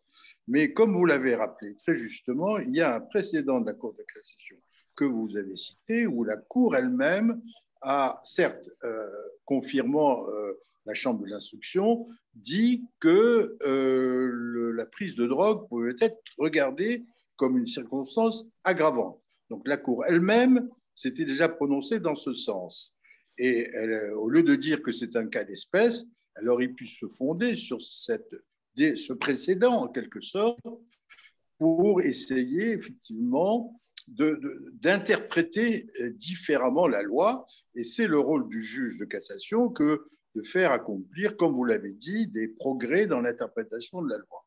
Or, la Cour n'a pas voulu le faire. Alors, il y a bien ce que vous avez dit sur l'intervention du président de la République, qui ne leur a pas plu, mais le fait que dans un procès où l'équité était tellement évidente, la Cour de cassation n'ait pas voulu faire cet effort d'interprétation qui était relativement facile pour pouvoir effectivement faire, en quelque sorte, concilier le droit et l'équité, pose problème. Et est-ce que vous avez, c'est pour ça que je disais que c'est une question sociologique, une explication pour le fait que ces hauts magistrats n'aient pas été sensibles à la portée de leurs décisions et au caractère inéquitable de la situation dans laquelle ils menaient cette affaire. Ça, c'est ma question sociologique. Ma question juridique, je suis peu compétent sur la jurisprudence de la Cour de cassation en matière de révision. Il faut qu'il y ait des éléments nouveaux. Alors, je ne connais pas exactement, et ce serait intéressant que vous nous disiez, quels sont les éléments nouveaux qui pourraient intervenir pour justifier un réexamen de cette affaire. Je signale simplement que dans l'affaire Dreyfus, pour lequel on a eu plusieurs décisions de condamnation, la Cour de cassation, finalement, en 1910, je crois, ou 6, a pris une décision qui définitivement réglait le litige et totalement blanchissait Dreyfus. Est-ce qu'il peut y avoir des circonstances dans lesquelles la Cour de cassation pourrait réexaminer cette affaire? Merci. Je vais répondre à la deuxième question. C'est très clair. Il ne peut pas y avoir de révision, parce que la révision, elle n'est destinée qu'à celui qui a été déclaré coupable pour faire valoir son innocence. Elle n'est pas destinée aux victimes. Voilà. La révision, elle n'est pas pour les victimes, elle est pour les coupables ou considérés comme coupables et qui sont en réalité innocents. On fait une révision parce qu'on a des éléments qui permettent d'aboutir à l'innocence. On ne peut pas, ce n'est pas recevable. Quant à la première question, moi aussi je m'interroge. Je n'ai pas compris la démarche de la Cour de cassation. Je n'ai pas comprise. Je suis tombé de l'armoire, comme on dit. Je ne sais pas. Je n'arrive pas à savoir pourquoi. Alors, peut-être est-ce effectivement quelque chose qui les a un petit peu gênés, cette intervention politique, peut-être, je ne sais pas. Vous savez, quand j'ai présidé l'affaire des écoutes de l'Élysée, j'avais dit à mes assesseurs, vous savez, on va juger une affaire, on a un dossier, mais la réalité du dossier va nous échapper. Nous sommes instrumentalisés, nous ne saurons jamais la vérité. On a un dossier, on va essayer de voir avec le dossier que nous avons, mais ne croyez pas qu'on va aboutir à la vérité. Et dans cette affaire, la Cour de cassation, je ne sais pas pourquoi. Surtout, alors, ce qui est étonnant aussi, c'est que dans son réquisitoire écrit, l'avocate générale, elle offre une possibilité, voire même 2 possibilités. Mais quand elle fait son réquisitoire oral, elle n'en parle plus. Je ne sais pas pourquoi. Je ne les connais pas. Je n'ai pas de raison de douter de leurs compétences, de leur loyauté, de leur objectivité, de leur impartialité, mais je ne sais pas comment... Vous savez, parfois le juridisme, c'est quelque chose qui nous amène à des décisions qui sont choquantes, mais que voulez-vous, le domaine du droit, il ne se recouvre pas avec la morale, il ne se recouvre pas forcément avec l'équité, c'est un grand sujet philosophique, droit et morale, droit et équité. Hein. Ils n'ont pas voulu, je ne sais pas pourquoi. Surtout, je vous dis, et pourquoi la procureure, l'avocate générale, dans son exposé oral, pourquoi est-ce qu'elle ne reprend pas ce qu'elle a mis par écrit? Je ne sais pas. Que sauf s'ils ont voulu véritablement donner un coup d'arrêt à l'intervention du président de la République, Alors, on peut imaginer que c'est un cas de la guéguerre entre la magistrature et le président exécutif, sauf cette hypothèse qui n'est pas satisfaisante du tout, cette insensibilité des plus hauts magistrats de France à un dossier où manifestement l'équité était en cause, où malgré tout, il n'y avait pas de doute que c'était... Enfin, il n'y avait pas de doute. Je sais que les magistrats instructeurs, au début, n'ont pas voulu, et même le procureur considérait que c'était un acte antisémite alors qu'il disait à la Akbar. Bon, je veux bien, mais dans un dossier où, malgré tout, la victime était du genre une femme sympathique, une femme recommandable, et qu'ils étaient à ce point insensibles, pour moi, ça me paraît particulièrement édifiant. Oui, je vous dis, moi, comme je disais, je n'ai pas beaucoup de réponses possibles. Et le problème, c'est que ces questions, c'est parce que tu me dit que la question est plus importante que la réponse. C'est ça qui est terrible dans ce dossier. Mais je vous dis, par exemple, il y a eu une plainte déposée pour non-assistance à personne en danger concernant les policiers. Je ne sais pas où elle en est, cette plainte. Apparemment, elle fait dodo gentiment. Ce que je n'ai pas compris non plus, c'est pourquoi il y a cette 1h05 de non-intervention de la police. Alors, est-ce qu'in fine, on veut protéger toute la chaîne de commandement? Est-ce qu'in fine, on veut éviter le procès des policiers qui étaient présents? J'en sais rien. Écoutez, les consignes qui sont données depuis longtemps aux policiers, c'est d'intervenir, de toute hypothèse, d'intervenir même quand il y a danger de mort. Je ne comprends pas. Alors, sur quel ordre? Je veux dire, que l'inspection générale de la police nationale n'ait pas été saisie, là aussi, c'est absolument étonnant. Étonnant. C'est inadmissible, c'est intolérable. Moi, j'aurais voulu qu'on interroge ces policiers. Pourquoi vous n'êtes pas intervenus? Il y avait des voisins qui ont assisté à la scène. Personne n'est intervenu. Personne n'a aidé. Pourquoi la famille Diarra, est-ce qu'on croit tout ce qu'elle dit? Elle est soi-disant séquestrée et tout, mais elle téléphone à la police. Et à la police peut l'appeler, lui dire, quand Traoré est chez vous, est-ce qu'il a une arme? Est-ce qu'il a des explosifs? Tout était vérifiable, tout était possible. Et je ne sais pas pourquoi. Patricia avait demandé la parole, si elle est encore là, et je crois que Guylain l'avait demandé aussi. Ah non, d'accord. Oui. Patricia.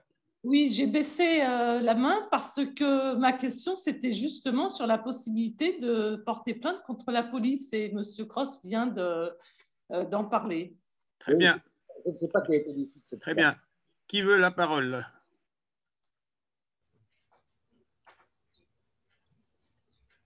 Pierrot. Ouvrir le micro, Pierrot. Hein. Ouais, bonjour. Ma question, c'est en termes de jurisprudence, qu'est-ce qui empêche n'importe quel voyou qui va faire un acte immonde de fumer un petit joint et puis après dire un peu faire le fou avec les experts et s'en tirer? Est-ce que cette brèche-là, sur les décisions des expertises, ce n'est pas un vrai problème qui s'est ouvert? Non, cette brèche elle va être refermée très rapidement par la réforme qui est envisagée actuellement par le garde des Sceaux concernant l'origine de l'altération de l'abolition. J'espère aussi que quand la loi sera rédigée, il ne subira pas les cours du Joël Verba qui demande la parole sur le... Donc, pour moi, non, je crois que là-dessus, ce n'est pas à craindre. Ça va être résolu très rapidement. Le problème, c'est qu'en espérant que sur le plan de la constitutionnalité, il n'y aura pas de problème. Vous savez, on est dans un monde étrange. Hein. On a l'impression qu'il y a plus de pouvoir du côté de ceux qui veulent la loi que du côté des victimes. Hein. Très bien. Notre ami Joël Verba voulait intervenir. Il est avocat. Joël, à toi. Oui, merci Tony. Merci Monsieur Cross de la grande qualité de votre intervention. Une question courte. Compte tenu de ces éléments et des efforts qui ont été déployés par les avocats des parties civiles tout au cours de l'instruction. Est-ce qu'il y a après coup, est-ce qu'il y a eu des erreurs ou des choses qui n'ont pas été tentées pendant l'instruction par les avocats des parties civiles et qui auraient peut-être pu, sur le moment, modifier le parcours? Est-ce qu'il y a des enseignements à tirer aujourd'hui de la conduite de cette instruction pour les parties civiles, pour d'éventuelles affaires qui pourraient survenir ultérieurement, sur une certaine forme de vigilance ou d'engagement qui amènerait peut-être à modifier le cours de l'instruction d'une autre manière? Est-ce qu'on peut en apprendre quelque chose aujourd'hui? Moi, je crois que les parties civiles dans ce dossier ont été particulièrement actives. Jean-Claude, est-ce que vous pouvez parler plus près de votre micro? D'accord. Je pense que les parties civiles dans ce dossier ont été particulièrement actives. Et vous savez, le problème, c'est que quand vous êtes face à des magistrats qui sont totalement puissants, hein, qui font ce qu'ils veulent au point de vue décision, vous avez un problème terrible. C'est une sorte de, comment dirais-je, c'est le mythe de Sisyphe. Hein, vous montez, vous retombez. C'est terrifiant. Mais ce que je n'arrive pas à comprendre, c'est qu'ils ont fait appel du refus de la reconstitution. La Chambre de l'instruction, je n'ai pas sa décision. C'est là où je n'ai pas réussi à l'avoir. Pourquoi la Chambre de l'instruction donne-t-elle raison aux magistrats instructeurs? Pourquoi? Je ne comprends pas. Je ne comprends pas. Quand vous êtes avocat, vous déposez des conclusions, vous déposez des mémoires, vous demandez au juge d'aller vers un certain sens, de répondre à vos écritures. Et que le juge répond, on va dans tel sens, vous n'êtes pas content, vous faites appel, et que l'appel dit, ah non, vous avez tort, vous n'auriez pas dû faire appel, les juges ont raison. Fermez le banc. Fermez le banc. Je ne sais pas. Je ne sais pas où sont les... J'ai pas été, moi, c'est dans le dossier, j'ai pas été présent, j'ai eu le dossier in fine. C'est la décision de la Cour de cassation qui a fait que je me suis penché sur cette affaire. Enfin, soyons sérieux, les avocats qui sont intervenus dans cette affaire sont de bons avocats dans l'ensemble, tous. Ce sont les avocats pénalistes, ils connaissent le pénal. Vous savez, est-ce que les avocats dans l'affaire Copernic, est-ce qu'ils ont fait une erreur? Trévidic, ils avaient tout à fait l'opportunité de savoir que ça allait passer à la cour d'assises. Trévidic est parti, ça a changé tout. Tout. Je vais vous dire, c'est moins le problème des avocats que celui des magistrats. Hein. Et pour répondre à une autre question, je crains le corporatisme. Je crains le corporatisme. Les réactions unanimes qui ont été faites par tous les syndicats, plus le CSM, ça donne une impression étrange même. Hein. Oui, oui. Je pratique également et je comprends votre réponse. Bon. Robert Zitoun a la parole. Moi, je vais vous poser une question.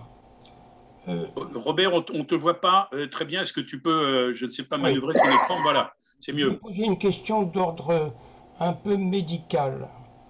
Je ne suis pas psychiatre. Je sais que la définition de la folie a été un problème très difficile pour la psychiatrie et la médecine. Et je ne suis pas sûr qu'il y ait aujourd'hui une définition claire de la folie. L'autre point, c'est que ce que j'ai lu, entendu de cette histoire de Sarah Halimi, c'est que il y aurait un principe formel, à savoir qu'on ne juge pas les fous. C'est quelque chose qui me laisse perplexe. Je ne comprends pas pourquoi on ne pourrait pas juger les fous. Les fous, sauf s'ils sont complètement fous, délirants et incapables de comprendre quoi que ce soit, ce qui à mon avis n'est pas le cas de la plupart, peuvent entendre des choses concernant les actes qu'ils ont commis et les réactions que cela peut soulever. Donc, voilà ma question, c'est sur quoi ça repose? Parce que si j'ai bien compris ce Traoré-là, ne pouvant pas être jugé et donc ne pouvant pas être condamné à des peines de prison, d'enfermement, je dirais, judiciaire, se retrouverait condamné à être enfermé dans des hôpitaux psychiatriques. Est-ce que c'est avec quoi? Ça correspond à quoi? Qu'est-ce qui va se passer lorsqu'il va être dans un hôpital psychiatrique? Qu'est-ce qui va ressortir de ce qu'il a commis?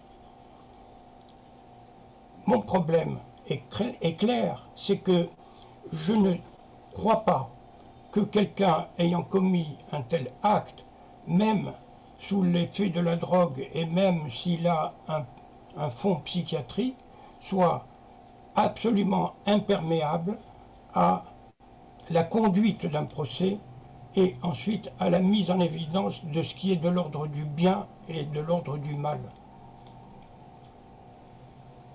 Vous avez un problème extrêmement large parce que, effectivement, la définition. Vous savez, la médecine n'est pas une science exacte.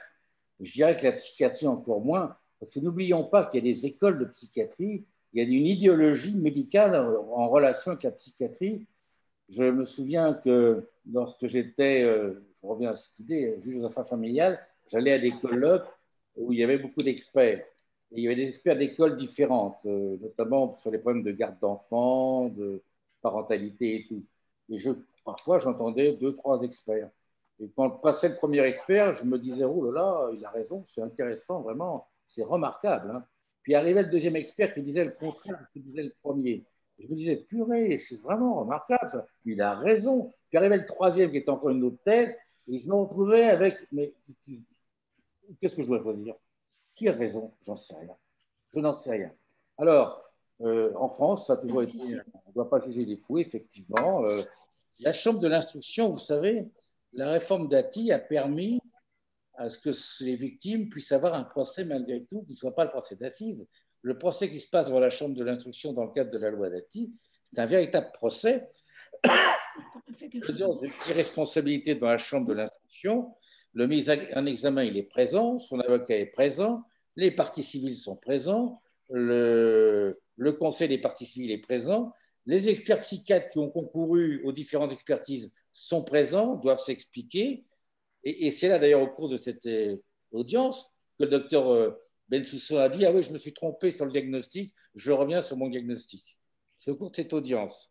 Et l'avocat général prend des réquisitions similaires à celles d'un procès d'assises, mais ça se limite au renvoi ou non devant une juridiction de jugement, c'est-à-dire devant la cour d'assises. Et ce qui est intéressant, c'est qu'il y a alors, ça permet de faire figurer au casier judiciaire ce qui s'est passé, ça permet d'avoir une véritable décision de justice, et l'arrêt qui a été rendu, d'ailleurs, c'est assez étonnant, mais l'arrêt ordonne l'hospitalisation complète dans un établissement spécialisé de Traoré. L'arrêt de la chambre de l'instruction interdit à Traoré d'entrer en relation avec la famille Halimi pendant 20 ans. Pendant 20 ans. Et elle met fin, évidemment, à la détention provisoire. Alors, le problème, effectivement, vous avez raison, qu'est-ce qui va se passer d'ici quelques temps quand les médecins vont dire bah, ça va, les traitements qu'on a faits, bah, écoutez, il peut sortir, il peut tout ça. Effectivement, là, on va avoir le médical qui va se substituer entièrement au judiciaire. Hein. Parce que les 20 ans qu'il a d'interdiction d'entrée en relation avec la famille Traoré, certaines personnes ont dit « Ah, mais pendant 20 ans, il va rester à l'asile psychiatrique. » Non, non, non, non, c'est pas ça. C'est 20 ans d'interdiction d'entrée en relation avec la famille Halimi. C'est pas 20 ans dans un hôpital psychiatrique. Attention, j'ai entendu ça, hein. Attention. Mais je vous dis, avant, ça n'existait pas, ce genre d'audience. Et les familles des victimes avaient une ordonnance de non-lieu et ça se terminait. Terminé. Fermez le banc, il n'y a plus rien à voir. Là, bon, il y a cette audience. Cette audience sur les responsabilités, s'ils avaient déclaré responsables, c'était le renvoi en cour d'assises, c'était clair. Hein. Excusez-moi, ma question, vous lui avez bien répondu, mais partiellement seulement. Qu'est-ce que c'est que cette histoire de « on ne juge pas les fous » ? Ah ben, il faut être responsable de ses actes pour pouvoir être jugé. Vous n'êtes pas responsable de vos actes. Tu n'es plus responsable de quelque chose qui se passe. Vous êtes atteint au moment de la réalisation des actes. Attention. Oui. C'est au moment de la réalisation de l'acte. Tu es lancé. C'est pas avant ou après. C'est au moment où vous accomplissez l'acte, il faut que vous soyez dans un état qui provoque soit une altération, soit une abolition du discernement. Je ne peux pas vous dire plus. Désolé, je n'ai pas toutes les réponses. Merci. David demandait la parole, mais David, si tu veux bien, Michel voulait poser une question médicale très brève, Michel. Et puis on donne la parole à David Ruzier. Très brève. Il s'agit simplement d'un éclaircissement. La notion de bouffée délirante, il y a dedans un élément temporel qui s'appelle la bouffée. Qu'est-ce qu'une bouffée délirante sur le plan psychiatrique? C'est tout simplement l'apparition chez un sujet ou qui a un passé psychiatrique connu ou qui n'a aucun passé psychiatrique. Tout d'un coup, cet individu se met à tenir des propos incohérents et d'avoir un comportement complètement hors de la réalité.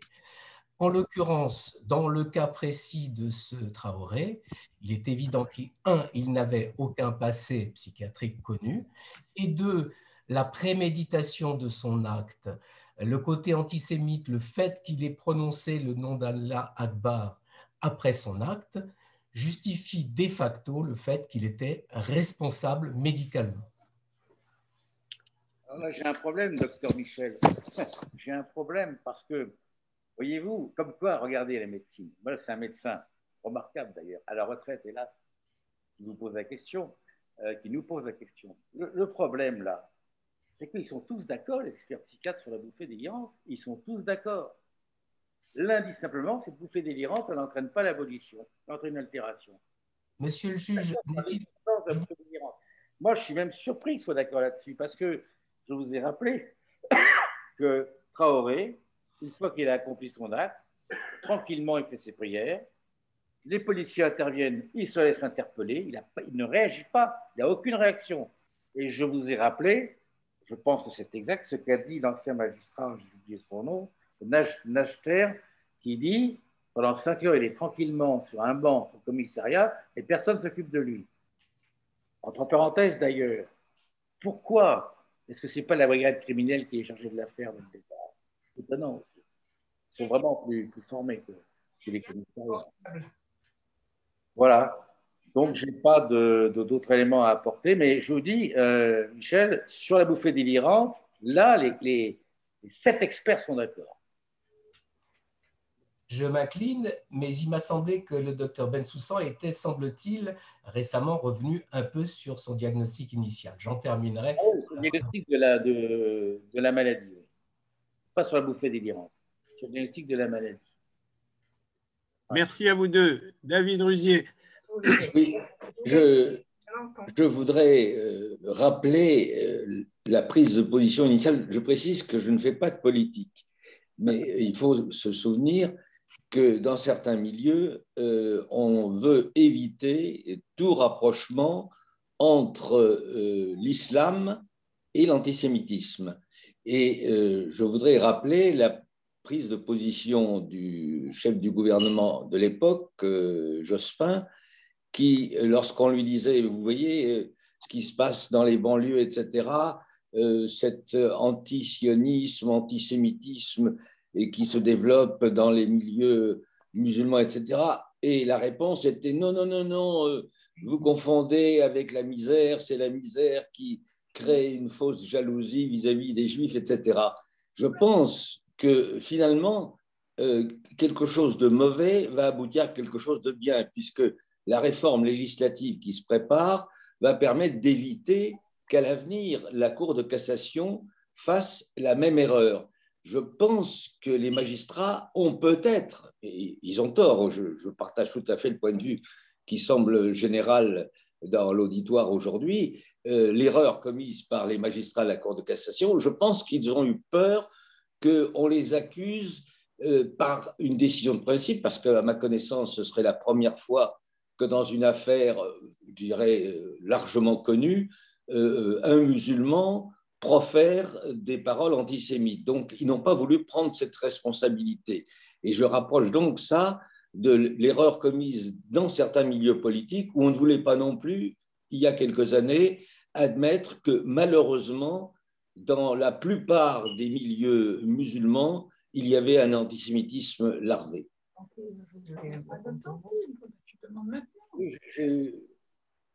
qui concerne les magistrats, moi je vais vous dire, ça va peut-être vous étonner, mais j'ai plus de problèmes avec ce qui s'est passé au niveau du service de police et avec ce qui s'est passé au niveau de la Cour de cassation. Je vous dis très franchement. Pour moi, ce meurtre n'aurait jamais dû être accompli. Qu'est-ce qui s'est passé au niveau de la chaîne de commandement? Et le raisonnement que vous portez là sur les magistrats qui pourraient raisonner j'ai l'impression, j'aurais bien aimé que le préfet Cadeau soit entendu et expliqué. Parce que le préfet Cadeau, il a refusé de s'expliquer lorsqu'il lui a posé la question de savoir pourquoi il n'avait pas saisi l'IGPN. Il a refusé de s'expliquer. Je ne comprends pas pourquoi. Je vous dis, pour moi, dans cette affaire, quand je pense au meurtre, à l'assassinat de cette pauvre Sarah Halimi, pas vrai, c'est pas possible. On voit le gars passer d'un balcon à l'autre sans armes, sans rien. Ils sont devant les portes, ils sont dans la cour, ils sont devant la porte. Ils doivent intervenir que lorsque l'acte est accompli, je ne comprends pas. Je vous dis, c'est là, moi, où je pense que le problème se pose. C'est au niveau de la chaîne de commandement, qu'est-ce qui a fait qu'ils n'ont pas reçu l'ordre d'intervenir? Parce que ne nous faisons pas d'illusions. Les policiers, ils ne bougent que si on leur dit de bouger. Hein. Clair et net. Hein. Ils n'ont pas d'initiative. En dehors, il faut qu'ils aient le feu vert du préfet ou du directeur de la police nationale, qui n'a pas non plus été entendu dans ce dossier. Est-ce qu'il a été informé de la situation? Probablement que oui. Dans ce genre de dossier, immédiatement, tout remonte très vite. Tout le monde vient sur place et tout remonte très vite. Mais moi, votre raisonnement, je trouve qu'il s'applique plus au service d'intervention, au niveau préfectoral, au niveau de la direction générale de la police nationale, que pour les magistrats. Hein. Et je ne veux pas entrer dans une polémique police-justice, ce n'est pas mon style. Je soutiens parfaitement ce qui se passe du côté de la police actuellement. Madeleine voudrait poser une question. Oui, Madeleine, tu as la parole. Oui, voilà, simplement, je vois pas oui, d'abord, bien sûr, je dois remercier M. Jean-Claude de cet exposé si riche et si précis. Il a posé toutes les questions. Nous n'avons plus de questions à poser. Simplement, ce que je voulais dire, c'est que, à mon avis, en suivant tout ça, j'ai l'impression que ce procès a été jugé d'avance. Il a été décidé d'avance à exonérer ce salopard. Parce que on ne voit pas ces instructeurs sont des gens humains.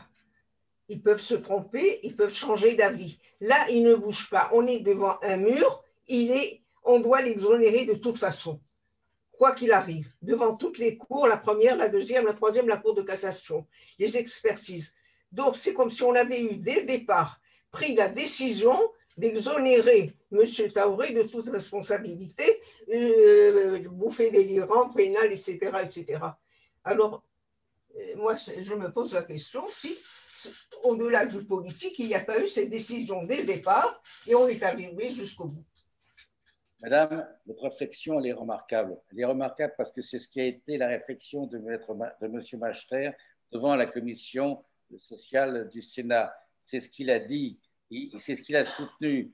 Il a dit aux sénateurs, vous ne vous rendez pas compte que Traoré a bénéficié d'une bienveillance constante à son égard de la part des institutions. C'est ce qu'il a dit. C'est vrai. En fait, c'est l'opinion. Mais ce que vous ressentez, madame, c'est effectivement ce qui a été traduit par beaucoup d'intervenants, extérieurs ou pas, de ce dossier. C'est qu'on a l'impression qu'à chaque fois qu'il y a à choisir entre la thèse favorable à la victime et la thèse favorable à Traoré, on choisit la thèse favorable à Traoré. Vraiment un fond d'antisémitisme. Oui, c'est ça, oui. Parce que Et là, on n'a pas voulu. Je voudrais poser la question qui a été juste abordée, mais pas traitée. C'est celle de l'intervention auprès des tribunaux israéliens. Je crois savoir que, en tout cas, auprès de mes amis juifs et moi-même, que ça n'a pas été immédiatement salué, en tout cas pas de ma part. Je voudrais me poser la question, est-ce que j'ai tort? Et puis j'aimerais entendre aussi le point de vue de nos amis israéliens, parce qu'il m'a semblé que c'était commenté aussi dans la presse israélienne. Si vous voulez d'abord, M. Cross, nous dire un petit peu comment ça se présente. Je sais qu'il existe des accords qui permettent de juger en Israël, etc. Vous pouvez juste fixer les termes juridiques de cette intervention qui semble avoir été, enfin, qui semble être légale, entre guillemets, légale. Alors, je ne suis pas omniscient, vous savez. J'ai découvert avec surprise ce qu'a annoncé mon ami Maître Spinner concernant la saisine des juridictions israéliennes. Je ne savais pas qu'il existait une telle disposition en Israël. Je l'ignorais totalement. C'est vrai qu'en France, par exemple, un Français victime d'une infraction à l'étranger, le jugement peut se faire en France. J'ai présidé l'affaire des attentats de Casablanca, où il y avait des Français qui avaient été tués, et c'est parce que les Français sont morts à Casablanca que les juridictions françaises étaient compétentes. Donc on a ce genre de réflexe également. Qu'en est-il pour Israël? Ben là, vous tombez juste sur ma méconnaissance totale en réalité. Je ne sais pas quels sont les liens entre juridictions israéliennes et juridictions françaises. Je ne sais pas si c'est opportun de saisir les juridictions israéliennes. Je n'en sais rien. Je ne connais pas assez bien le cursus en Israël de la loi. La seule chose que je sache, c'est qu'en Israël, il y a un très grand respect du juge. J'aurais bien aimé que ce soit pareil en France. En Israël, il y a un très grand respect du juge. Vraiment, c'est quelque chose de très frappant pour nous. C'est vraiment, ça vient du monde anglo-saxon. Alors, qu'est-ce qui se passera là? Est-ce qu'ils vont se déclarer compétents? Comment vont-ils pouvoir éventuellement gérer ce dossier? Je n'en sais rien. Est-ce que c'était une bonne idée? Ben là, je m'interroge. J'aime beaucoup Spinner et Golnadel, mais je m'interroge sur l'opportunité de la saisine des juridictions israéliennes. Ça va poser un problème à la fois judiciaire, diplomatique et peut-être politique. Et pas seulement diplomatique, je crois. Mais je donne la parole à ceux qui la demandent. Nos amis israéliens ont-ils quelque chose à dire? Guylain?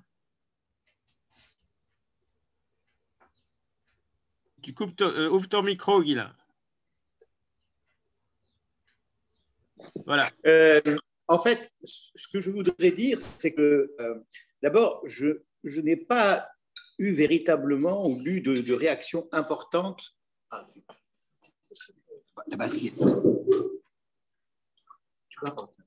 On entend mal, Guylain. Oui, il faut que je rebranche la batterie. Excusez-moi, mais j'espère que ça va être fait bientôt. Oui.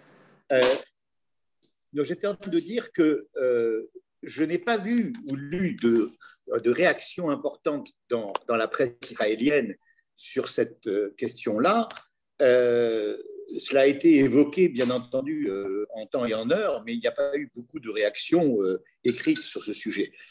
Il y a effectivement une disposition de la loi israélienne qui permet d'envisager un tel procès dans la mesure où il y a un caractère antisémite de ce meurtre qui a été reconnu et qu'Israël se porte défenseur dans le monde entier des Juifs qui sont persécutés en tant que Juifs.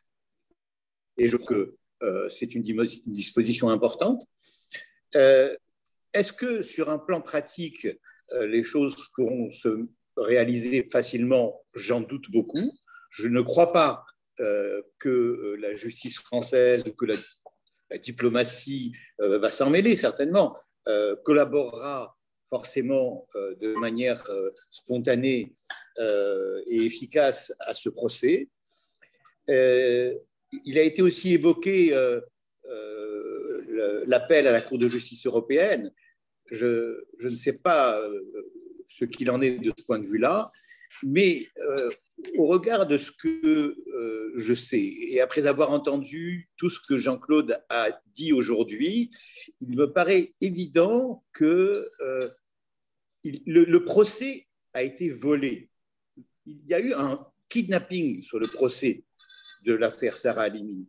Et donc, il me semble qu'il faut qu'il y en ait un, d'une manière ou d'une autre. Il me vient à l'esprit un autre cas semblable. Alors, peut-être que vous vous en souvenez, mais il y a eu le fameux tribunal Russell. Il y a eu le tribunal Russell qui n'avait aucune base juridique, lui encore moins. Il quand même s'est prononcé sur des affaires, pas de cette nature, mais comparables. Il me semble que ce soit en Israël, que ce soit au Luxembourg, que ce soit à Paris, il faut qu'il y ait un procès. Mais il faut que ce soit un procès qui, bien entendu, n'aura pas la nature d'un procès en bonne et due forme, mais au moins, pour une fois, la morale pourra être sauve. Voilà mon point de vue. Oui, c'est un beau rêve. C'est un beau rêve, Guilain. Mais ce n'est qu'un rêve, selon moi. Oui,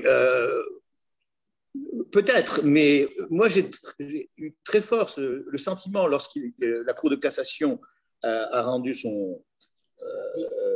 sa décision que nous étions comme au premier temps de l'affaire Dreyfus. Ouais. Littéralement. Non, mais ce que je pense, c'est que l'impact de ce dossier, il est énorme. Et je pense que cet impact, déjà, quelque part, dans la défaite, c'est une forme de victoire, malgré tout. C'est une forme de l'impact. Donc, ça va modifier, je pense, la législation pour éviter qu'on retombe dans ces mêmes errements. Hein. Mais ça aurait été... C'est un prix très cher. C'est payer un prix très cher. Très, très, très cher. Vraiment. Et je vous dis...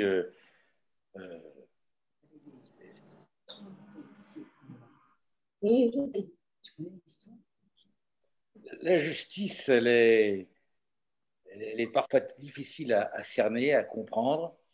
Je n'ai pas envie de vous dire, faites pas de bons textes, vous aurez une bonne justice. Ce n'est pas forcément vrai.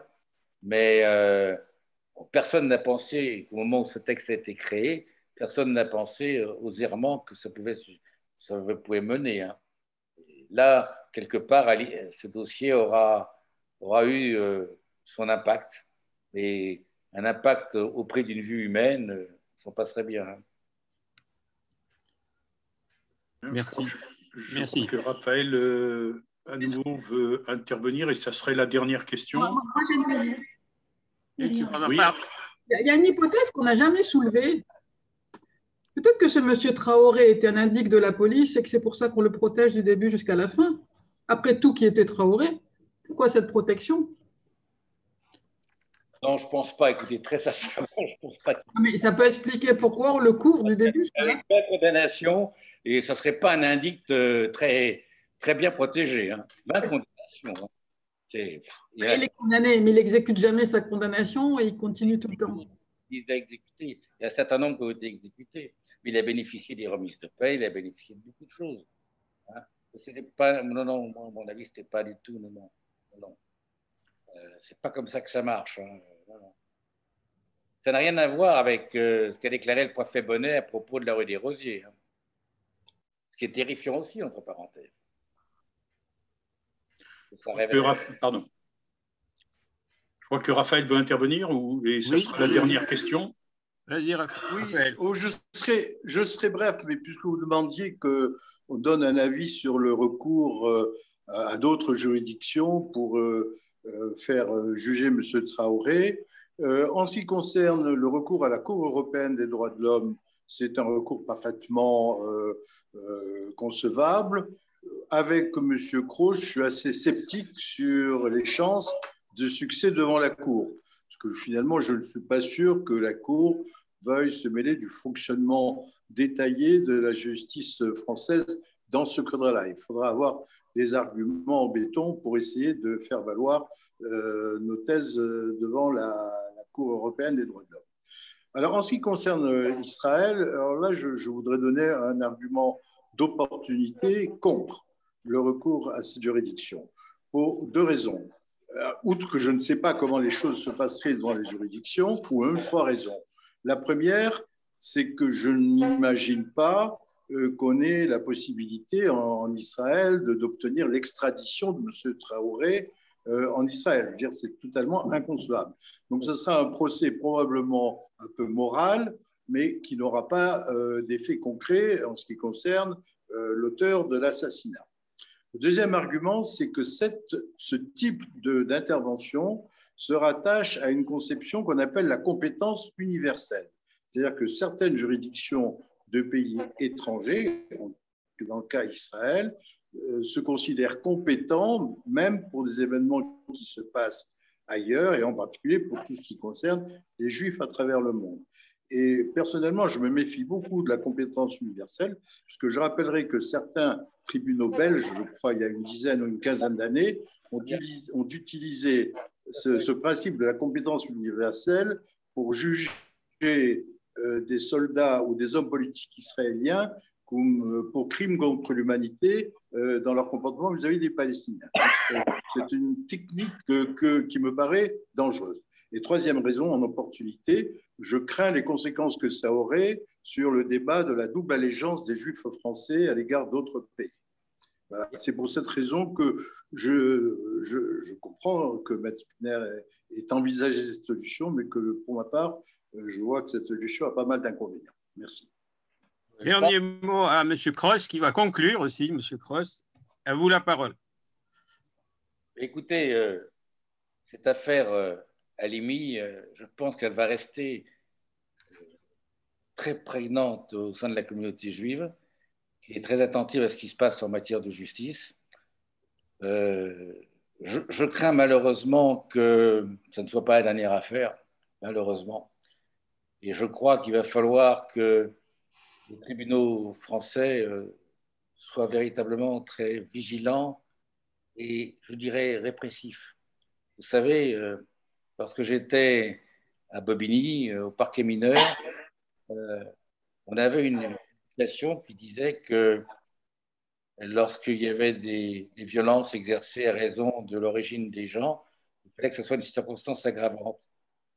Et il y a eu une fois un enfant juif et un enfant arabe qui se sont disputés et il y a eu des coups portés et il y a eu des conséquences au niveau physique, pas graves. Et j'avais voulu, moi, à cette époque, dire, voilà, la qualification des faits, c'est violence en réunion avec les circonstances aggravantes de l'antisémitisme, à raison de l'origine et tout ça. Et je me souviens qu'à l'époque, on m'avait dit non, on ne peut pas retenir ça. Vous allez créer un climat insurrectionnel, il va y avoir une véritable guerre entre communautés. Non, surtout, non, vous ne visez pas cette circonstance aggravante. Ben, c'est la peur, c'est la lâcheté. Et moi, j'avais dit, mais attendez, si le législateur a créé cette infraction, elle doit avoir une vertu pédagogique. Si on la crée et que l'on n'utilise pas, elle n'a plus de vertu pédagogique. Moi, je vais vous dire, je vais terminer sur une phrase du pape Jean-Paul II. Vous vous rappelez, n'ayez pas peur. Ben, je vais vous dire, n'ayons pas peur.